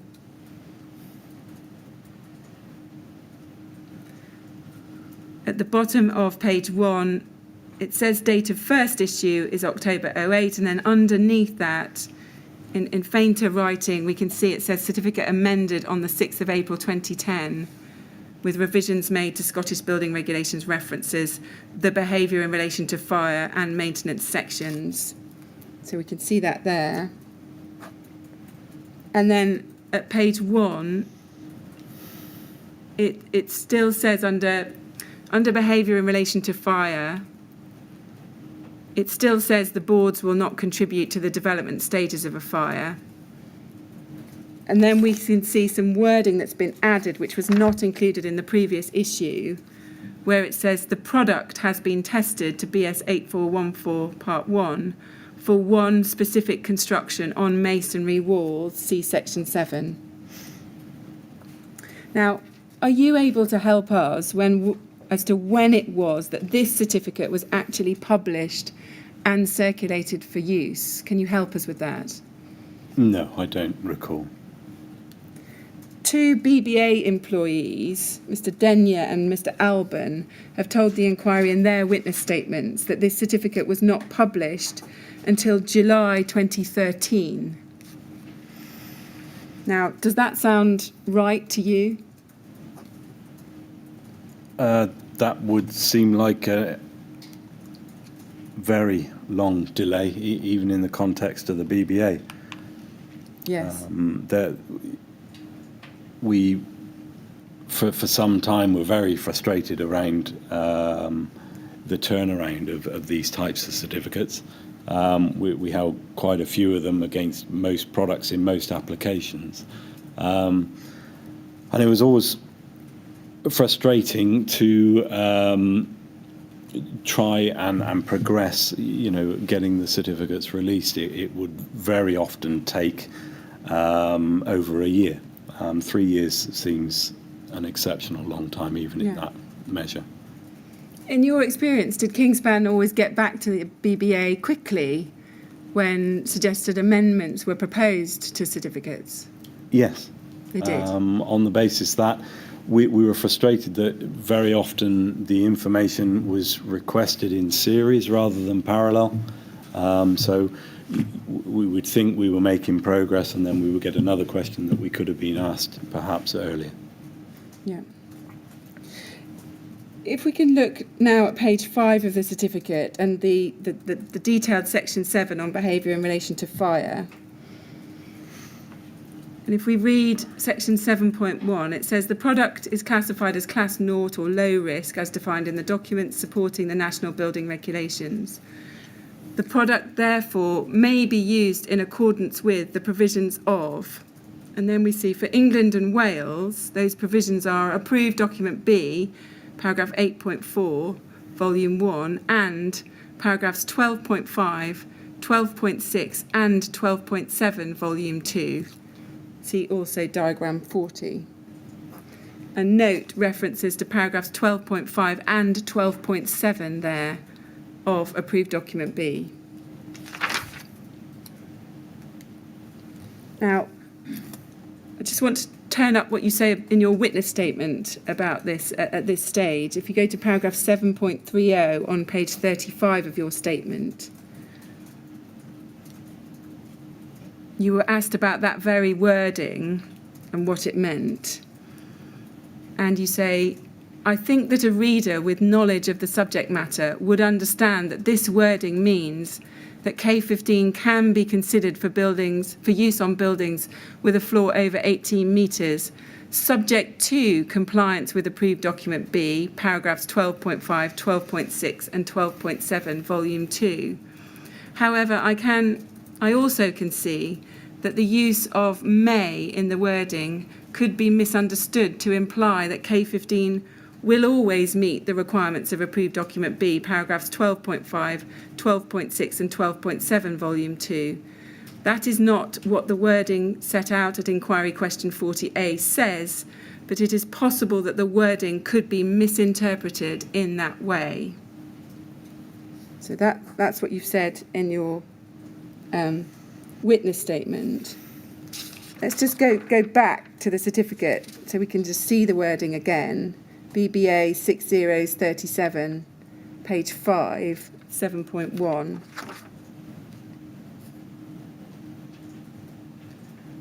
We can see 7.1 says the product therefore may be used in accordance with the provisions of, and then we get 12.5, 12.6, 12.7 as well as other provisions. Now, K15 could never comply with or be used in accordance with the requirements of paragraph 12.7 of approved document B, could it? You'd have to refresh me on that paragraph. Sorry, I don't recall them. Yes. If we go to CLG 50224,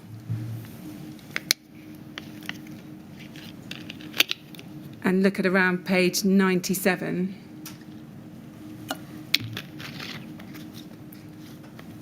Actually, it might be 96. Let's try 96. There's 12.7. It's specifically about insulation materials. In a building with a story 18 metres or more above ground level, any insulation product, filler material used in external wall construction should be of limited combustibility. Now, you've already explained to us that you were aware of approved document B, you were aware of the different routes to compliance, and you were aware that the primary route to compliance was for the product to be of limited combustibility. That's right, isn't it? Yes. So that's paragraph 12.7 of approved document B. K15 could never comply or be used in accordance with the requirements of that paragraph, could it? No, it's not limited combustibility. No. Because it is not a material of limited combustibility. We agree that. We have, yes. Yeah. Let's go back to the certificate again, BBA 6037, page 5. Do you accept that the wording of this certificate is inaccurate and misleading? To include 12.7, yes. Yes. And do you accept that readers could very easily have understood the technical content of this certificate to be advising that K15 was a material of limited combustibility, given the inclusion of 12.7 in that paragraph? I wouldn't have said very easily, no. You would have had to have quite an involved knowledge of all of those documents surrounding it, and therefore likely, a specialist in cladding in this instance. And in that case, I don't think Kingspan ever promoted K15 as a material of limited combustibility. I know there was a statement in the LABC document that is worded can act as, but that isn't stating it's a material of limited combustibility. But wouldn't you agree that the reader of this certificate would read that it may be used in accordance with those provisions, see 12.7, go and look at 12.7 and say to themselves, it's a product of limited combustibility because it can be used in accordance with 12.7 of ADB?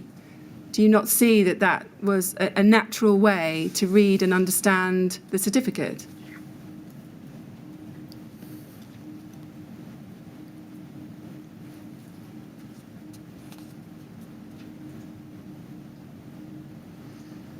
Yes, it could be read that way. Yes. Can you explain why Kingspan allowed this inaccurate and misleading statement to be made in the BBA certificate? I can't. In your witness statement, you've been at pains to emphasise the care that the technical team would take over checking the technical content of marketing literature, etc., and other third-party certificates. Can you explain how that's got into this certificate? No, it wouldn't have been done deliberately. I don't know why it would have appeared in there in the first place. Could I see 12.5 and 12.6 to give it some more context? Yes, absolutely. If we go back to CLG 50224 and go to the page before, 12.5 is there. It starts with a general warning about the external envelope not providing a medium for fire spread if it's likely to be a risk to health and safety. And it says the use of combustible materials in the cladding system and extensive cavities may present such a risk in tall buildings. And then it goes on, external walls should either meet the guidance given in paragraphs 12.6 to 12.9 or meet the performance criteria given in the BRE report, BR 135, using full-scale test data from 8414. That's 12.5. 12.6 is then about the external surfaces of walls should meet the provisions in diagram 40. So that's about the external surface, Yeah. say your rain screen cladding panel. And there's various guidance given in diagram 40, and then we get 12.7, which is about insulation materials. Does that help? It doesn't change the fact that 12.7 is wrong in the context of that certificate. Yeah. Can you remember a time as head of technical where people were discussing the fact that that certificate was inaccurate and that 12.7 had been mistakenly included in there? Was that ever discussed? No, I wouldn't have been involved in a conversation at that level of detail that I can recall.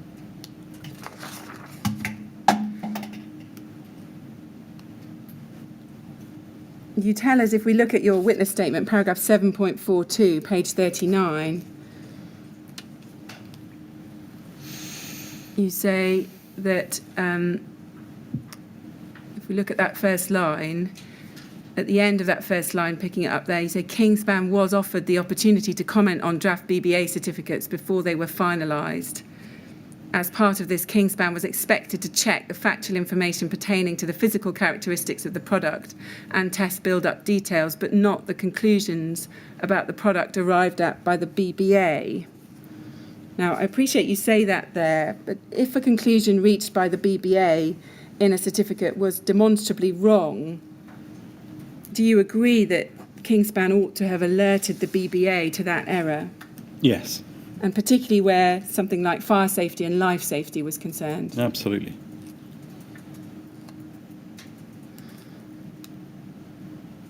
But is it right, I think if we move on to paragraph 7.45 of your witness statement, still on page 39, that what you tell us is that those checks were not your area of responsibility, it was Ivor Meredith and Joel Clark who would have been responsible for carrying out those checks? Yes, right? at that level of detail. I mean, obviously they report to me, so it's still my responsibility. I don't know, the sentence almost doesn't make sense because to refer to those clauses together contradicts. They can't all be true. It's going to be one or the other. So it does feel like a mistake to me rather than something deliberate. Right. I want to ask you some questions now about what Kingspan's technical advisors were saying to customers in the period from 2010 to July 2014 about the suitability for use of K15 in the external walls of buildings over 18 metres in height. And first, is it fair to say that in your witness statement, and I've taken you to a lot of it already, you're keen to emphasise that Kingspan's role in advising on the use of K15 in any given high-rise project was a limited one? That's what you say in your statement, yes? Sorry, could you say that again? Is it right that in your statement you're keen to emphasise that Kingspan's role in advising on the use of K15 in any given high-rise project was a limited one? Yes. Let's look in a little bit more detail about what you say about that. If we can go page 7 to paragraph 4.2.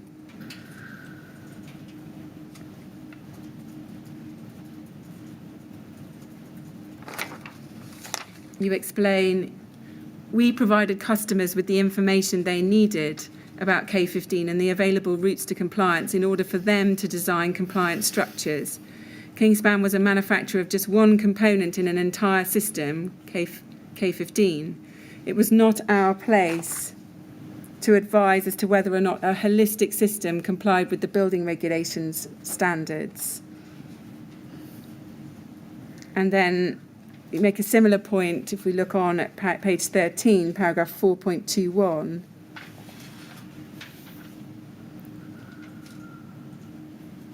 You say, it's important for me to be clear that the technical team at Kingspan did not fulfil the function of building control. The technical advisors gave advice to customers on the products that Kingspan made and their potential uses, but did not give advice on the compliance of buildings and construction systems used on those buildings. And at 4.29, page 15, you say there, our technical advisors were not trained to confirm that K15 was suitable because this was not their or Kingspan's responsibility. And then I want to look at paragraph 4.36 at the top of page 17. I want to just look at the last few lines of that paragraph. You say, Kingspan had a good grasp of these documents and the processes involved, but I think that there were plenty of professionals who did not, which is why, as I say above, customers tried to rely on us too much for confirmations that we could not give to them.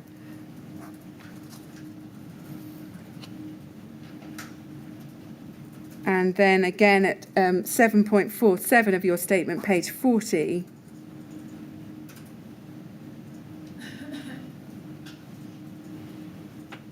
you say, as I say above, Kingspan will get queries coming in from architect or engineer customers relating to the use of K15 on buildings with a floor over 18 metres where they were seeking representations as to the suitability of K15 in the build-ups that they had designed. It was not Kingspan's responsibility to determine compliance. When we explained this to them and provided them with information about K15 and the routes to compliance, they would sometimes raise concerns about this.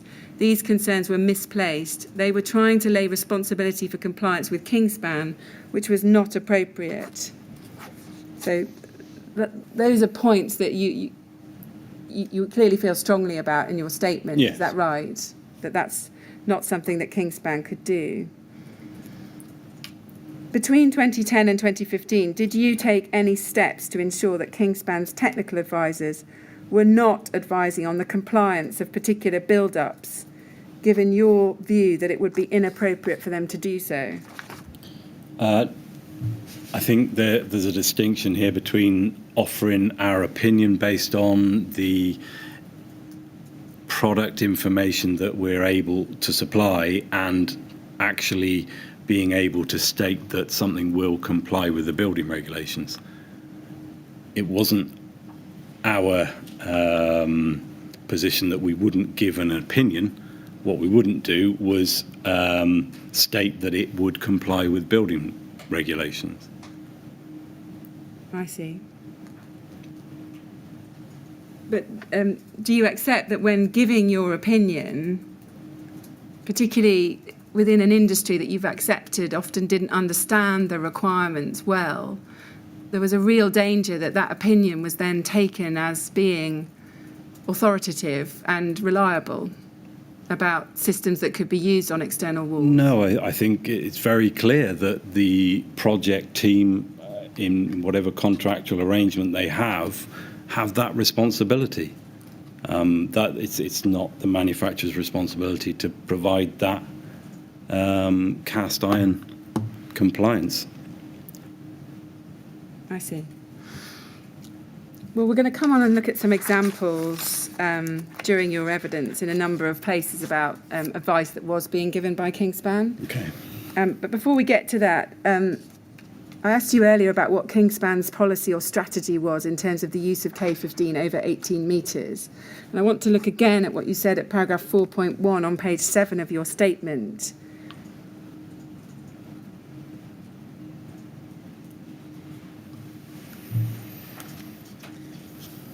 It's where you you explained that Kingspan had the very simple strategy of promoting K15 in applications in which Kingspan could support its use in accordance with the building regulations, standards and best practice. Now, what I want to understand is, what were those applications?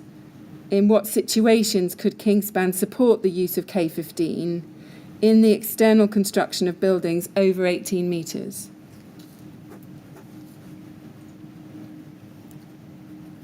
Based on the test and certification that was in place at any given point in time, other desktop studies as they began to be undertaken,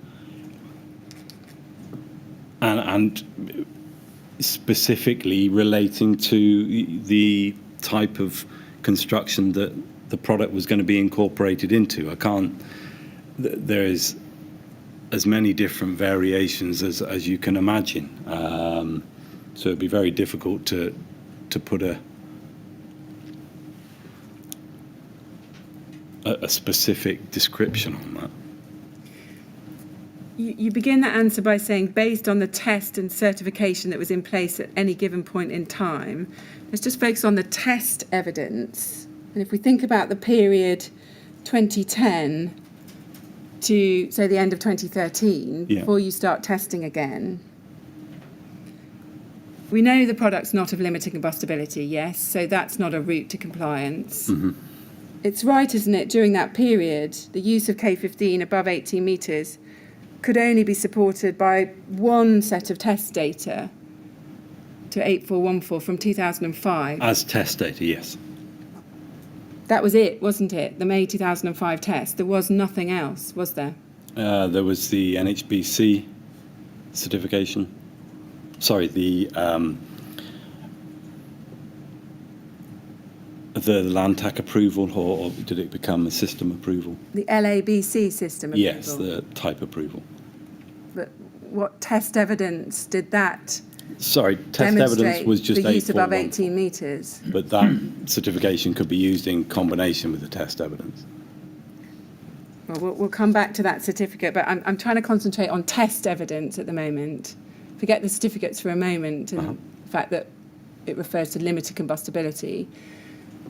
What test evidence did you have to actually support the use of K15 over 18 metres? The 8414 test from 2005. That was it, wasn't it? Yes. So does it follow then that the only advice you could legitimately give during that period about K15's use on other buildings was that it could only be used on that specific configuration with that specific same system? Unless the project team were prepared to assess against that information for the construction that they had. But what was Kingspan's view? What was your view? Was your view at the time that K15 would only be used on the exact same system? Or was it Kingspan's view at the time that they could be advising clients, based on that test, to use on a whole range of other systems? No, I don't think that's the case. We would provide the evidence that we had at the time for that project team to make their assessment as to whether it supported the product's use in their circumstances. So is that right? All you would do is just provide that test data and say, over to you, you make your own assessment? No, not only that, it would depend on how much information was offered from the project team. It was quite often that was the case, that we could only provide the evidence because the rest of the build-up of any for various projects was very difficult to come by, depending on what stage any particular contract was at. It wasn't even fixed on many occasions. It would often change during the course of a contract. But can we agree that there were occasions, many of them, when you were told what the build-up of the external wall was going to be. Yes. And Kingspan did positively advise that K15 was suitable in those high-rise applications. Depending on what that information supplied was, yes. And when you say depending on what that information was supplied, many of those systems weren't exactly the same as the 2005 system, were they? No, No. not exactly.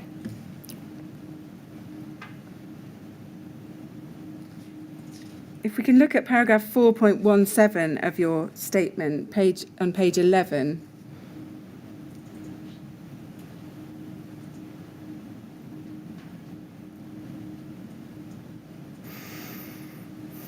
You say there, I've never had any concerns about the content of any of Kingspan's marketing literature. During my time at Kingspan, I firmly believe that the marketing material that was produced by the marketing team with technical input was representative of our products and the collection of data we had sitting behind each product.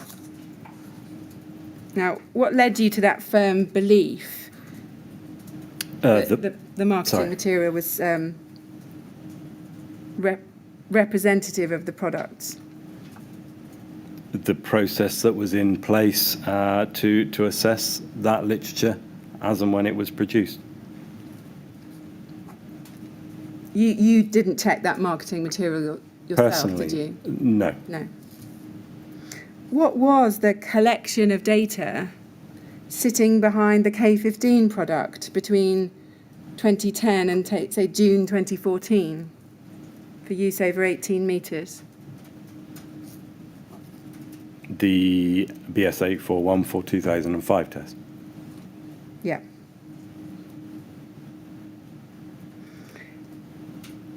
If we now look at paragraph 4.33 on page 16 of your witness statement,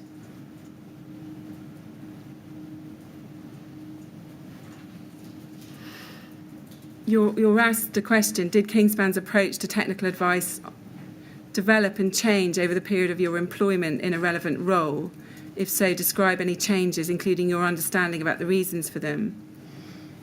And you say at 4.33 below that, as I say above, the advice that we gave in response to customers' queries about the use of K15 on buildings with floors over 18 metres related to the physical qualities of the K15 product, the tests that Kingspan had carried out on the product, and an indication of whether K15 could be considered for use on their proposed build-up. Now, you use the phrase tests there, the tests in the plural, in the third line down. What tests were there up to July 2014 that you could be using to justify the use of K15 over 18 metres? I think that's a reference to the fact that we would provide all of the test data for the product, not just BS 8414, but the smaller scale tests as well, that can also characterise performance that a fire safety engineer could take into account. It was often requested. But how are those relevant tests for over 18 metres, given your knowledge of the regulatory regime?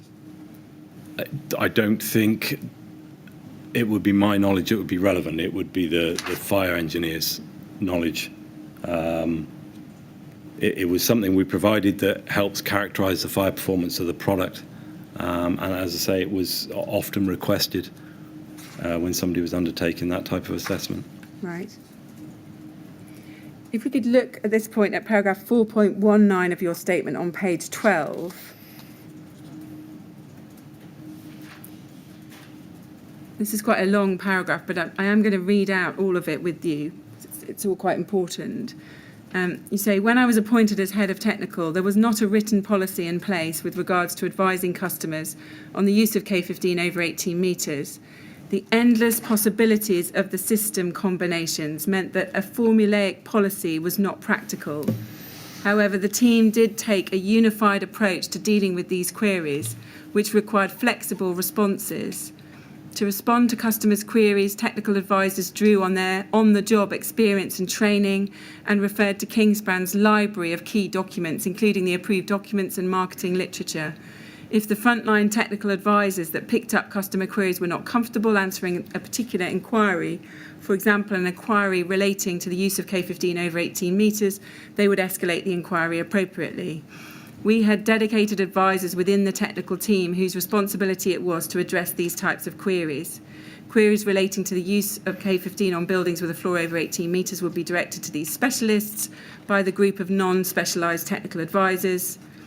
And then you say, I think we had a standard few opening paragraphs included in each response which set out the physical characteristics and properties of K15 and the building regulations and approved document B. However, the rest of the response would be tailored to respond to the customer's specific query and their proposed build-up. It was not possible to give completely rigid responses. Now, I want to ask you a little bit about that paragraph. If we go back to look at the start of it, what do you mean in the second line there about the endless possibilities of the system combinations meant that a formulaic policy was not practical?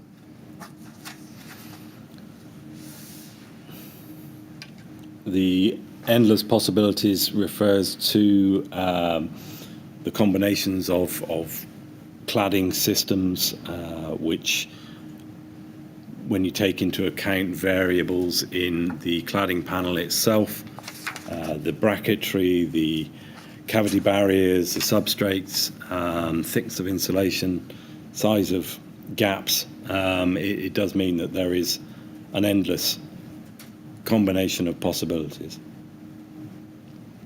The formulaic policy is meant to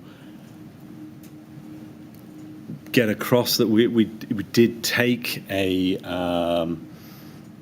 standard approach, but it had to be tailored based on what information we knew about the project that was being considered.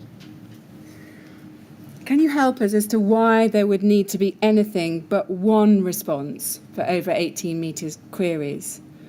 And wouldn't that one response be, we've only tested in one specific configuration and we have no test data to support the use in any other system? No, because the information was being provided on the premise that the product or the system could be assessed by an engineering route to determine whether it could be compliant for that project.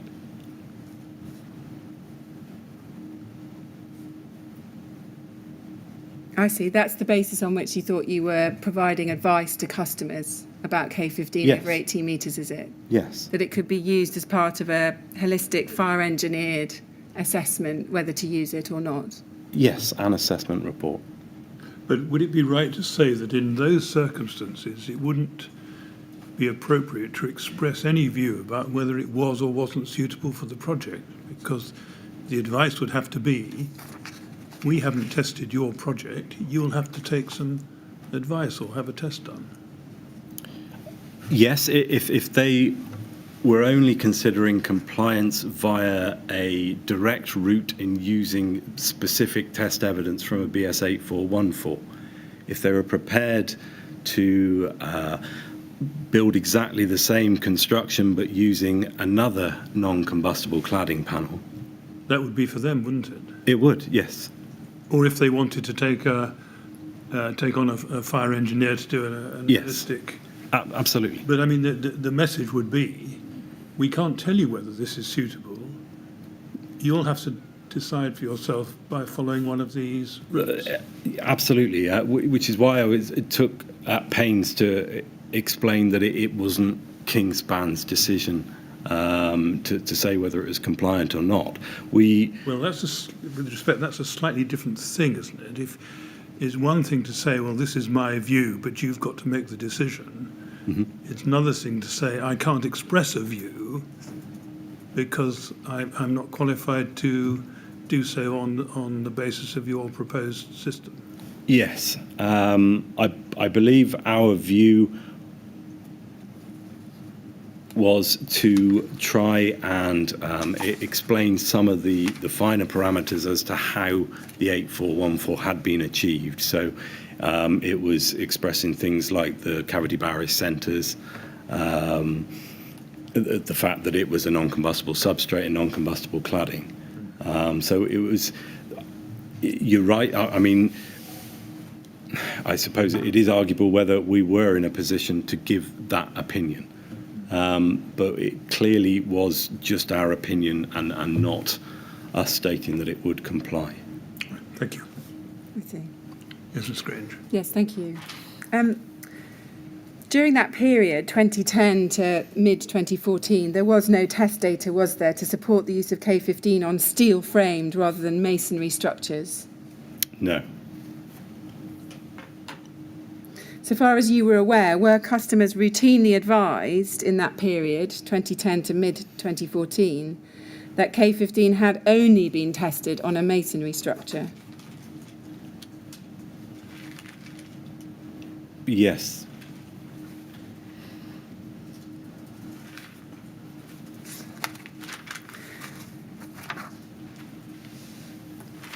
Do you agree that if Kingspan told customers that K15 has been successfully assessed to BS 8414 and BR 135 and is suitable for buildings above 18 metres in height, without caveat or qualification, at least some of them would be likely to accept that?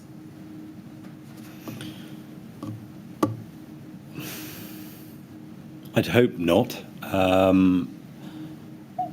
We were always advising people that were part of a wider project team that had to take these responsibilities forward. If they were to take our advice without their own consideration and input, surely that would be avoiding their own responsibilities. I see. Were you aware that that assertion that K15 had been successfully tested to BS 8414 and assessed to BR 135 and that it was suitable for use over 18 metres was part of the technical advisor's standard response? Were you aware of that? Could you rephrase it again? Is this? Yes, sorry, it's quite long, but were you aware that that assertion that K15 had been successfully tested to BS 8414 and assessed to BR 135 and that it was suitable for use over 18 metres was part of the technical advisor's standard response? Yes. Let's look at an example now. If we could go to KIN 405894.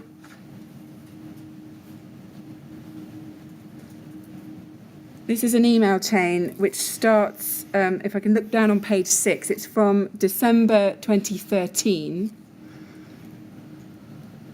And if we look at page 6,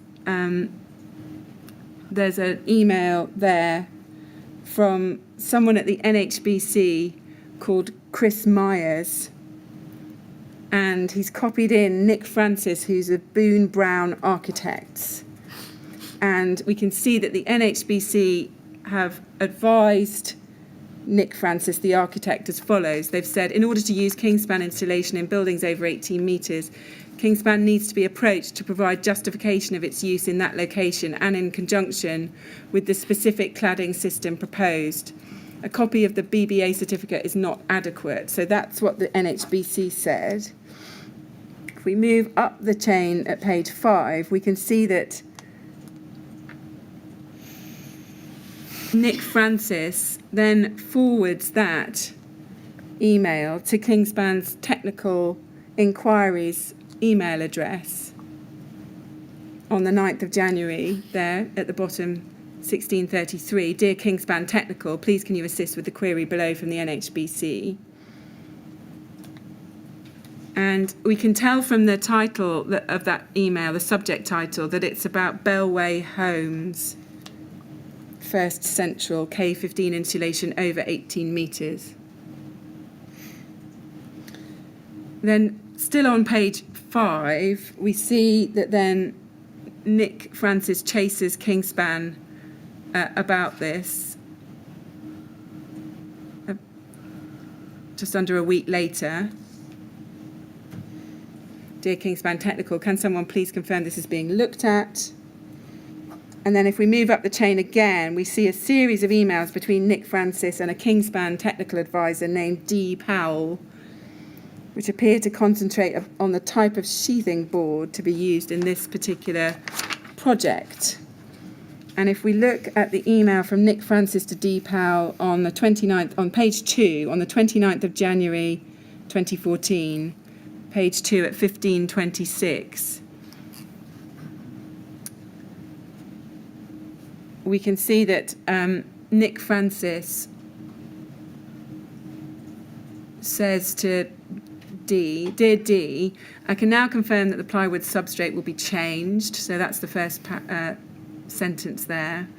And then in the second paragraph, he says, "Unfortunately, the NHBC are still insisting on the following from yourselves.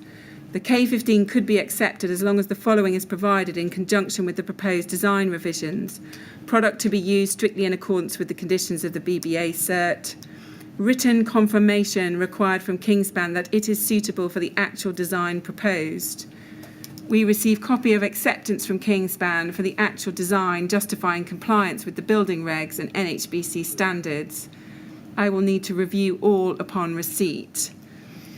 And he goes on, "Hopefully you can provide me with the information required, as I'm sure this product must have been approved by the NHBC on other residential buildings over 18 metres high." And then at this stage, Mr. Meredith becomes involved.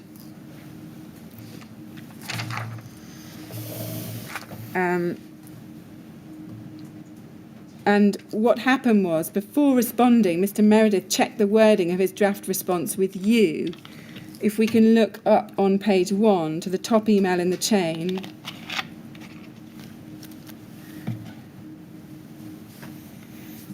we'll see from Mr. Meredith's email in a moment, which is the second one down on this page, that what he does is forward a draft to you for comment, and you've responded to him with some tweaks, otherwise happy. Can you see that? Yes. Can you recall these exchanges? Is this provoking a memory? Not from the time, no. And then if we can go to Mr. Meredith's email to you, he says, "Tony, I'm getting increasingly concerned about the number of K15 projects that the NHBC are involved in and the fact that they are referring to us for confirmation that the product is suitable. With this in mind, if you can just check the letter below and give me your thoughts. I do not think I can do any more apart from allude to our forthcoming test programme, which is what we advised the NHBC we were doing." And then he's set out some wording there. "Kingspan Insulation Limited during 2014 intend to embark on a test programme to further..."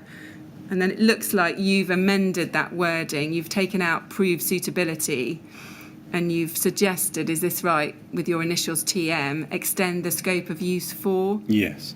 Cooltherm K15 in high-rise facades, therefore would appreciate feedback on any combustible cladding systems that you are typically adopting in high-rise buildings. So you've amended that text. And he goes on and explains the reason the NHBC are asking for this information at the moment is because they do not want to say no to Kingspan. However, if we cannot provide the correct information, they will say no. If you can provide your sign-off to the letter below and suggest if it needs anything else, it would be appreciated.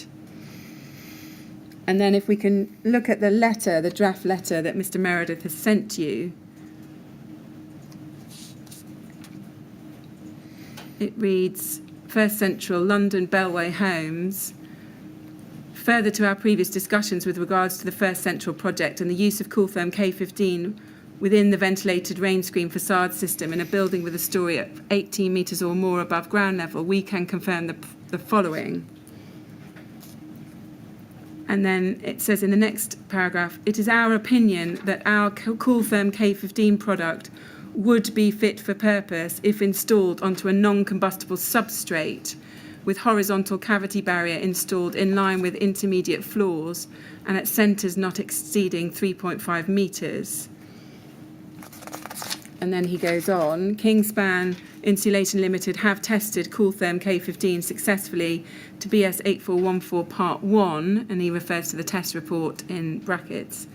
In this test, the Cooltherm was fitted to a non-combustible substrate behind a non-combustible cladding system. The details we have reviewed of your project show Cooltherm K15 fitted onto a cement particle board behind a zinc cladding system which sits on a trapezoidal steel sheet, non-combustible.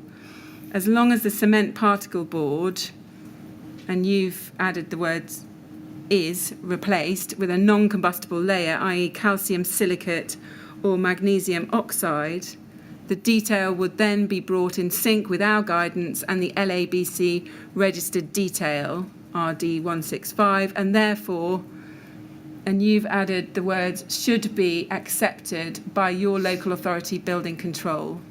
And we trust that the foregoing information is of assistance.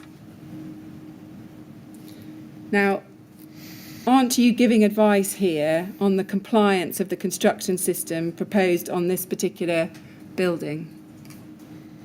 Yes, we're offering an opinion. Yes.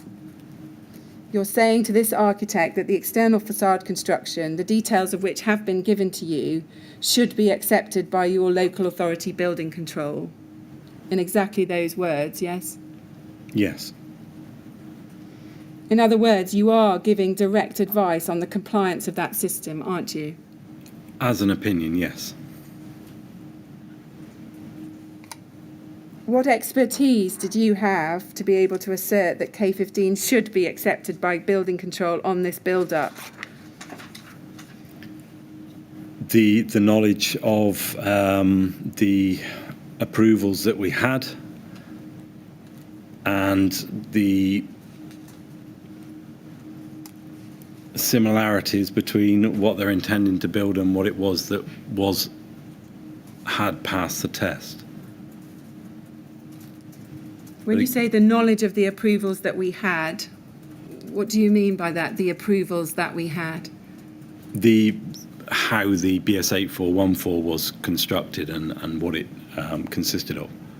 So it's back to that one test, isn't it, in Yes. 2005? That's it, isn't it? Yes. K15 had never been tested behind a zinc cladding system, had it? No. There was therefore no test evidence on the basis of which you could have suggested that the proposed build-up would be accepted by building control. Do you agree?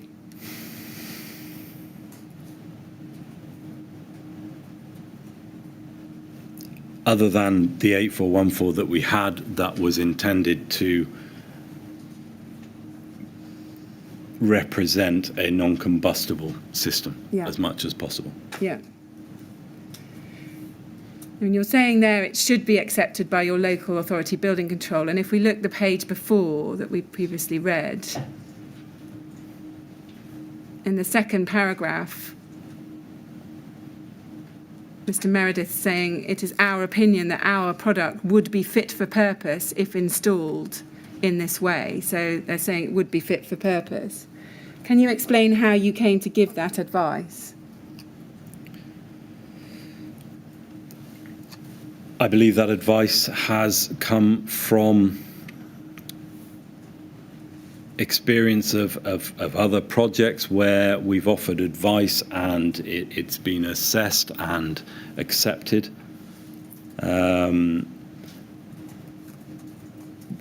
What we're doing here is offering advice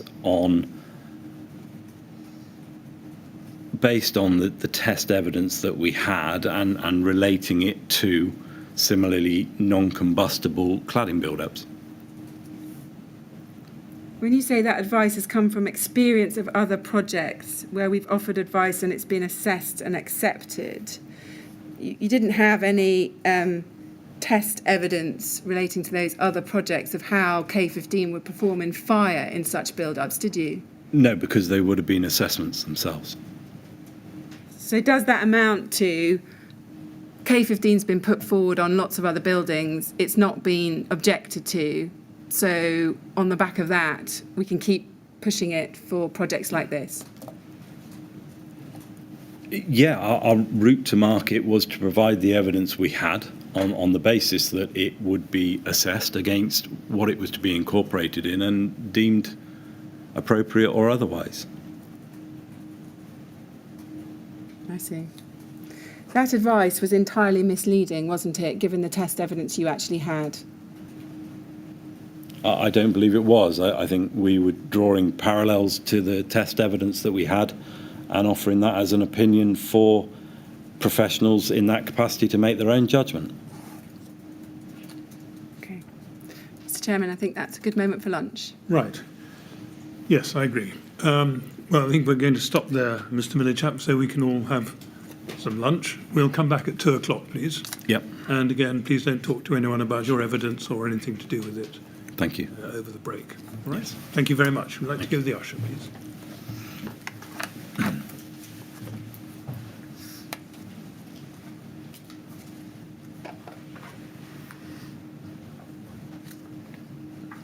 Good. 2 o'clock then, please. Thank you.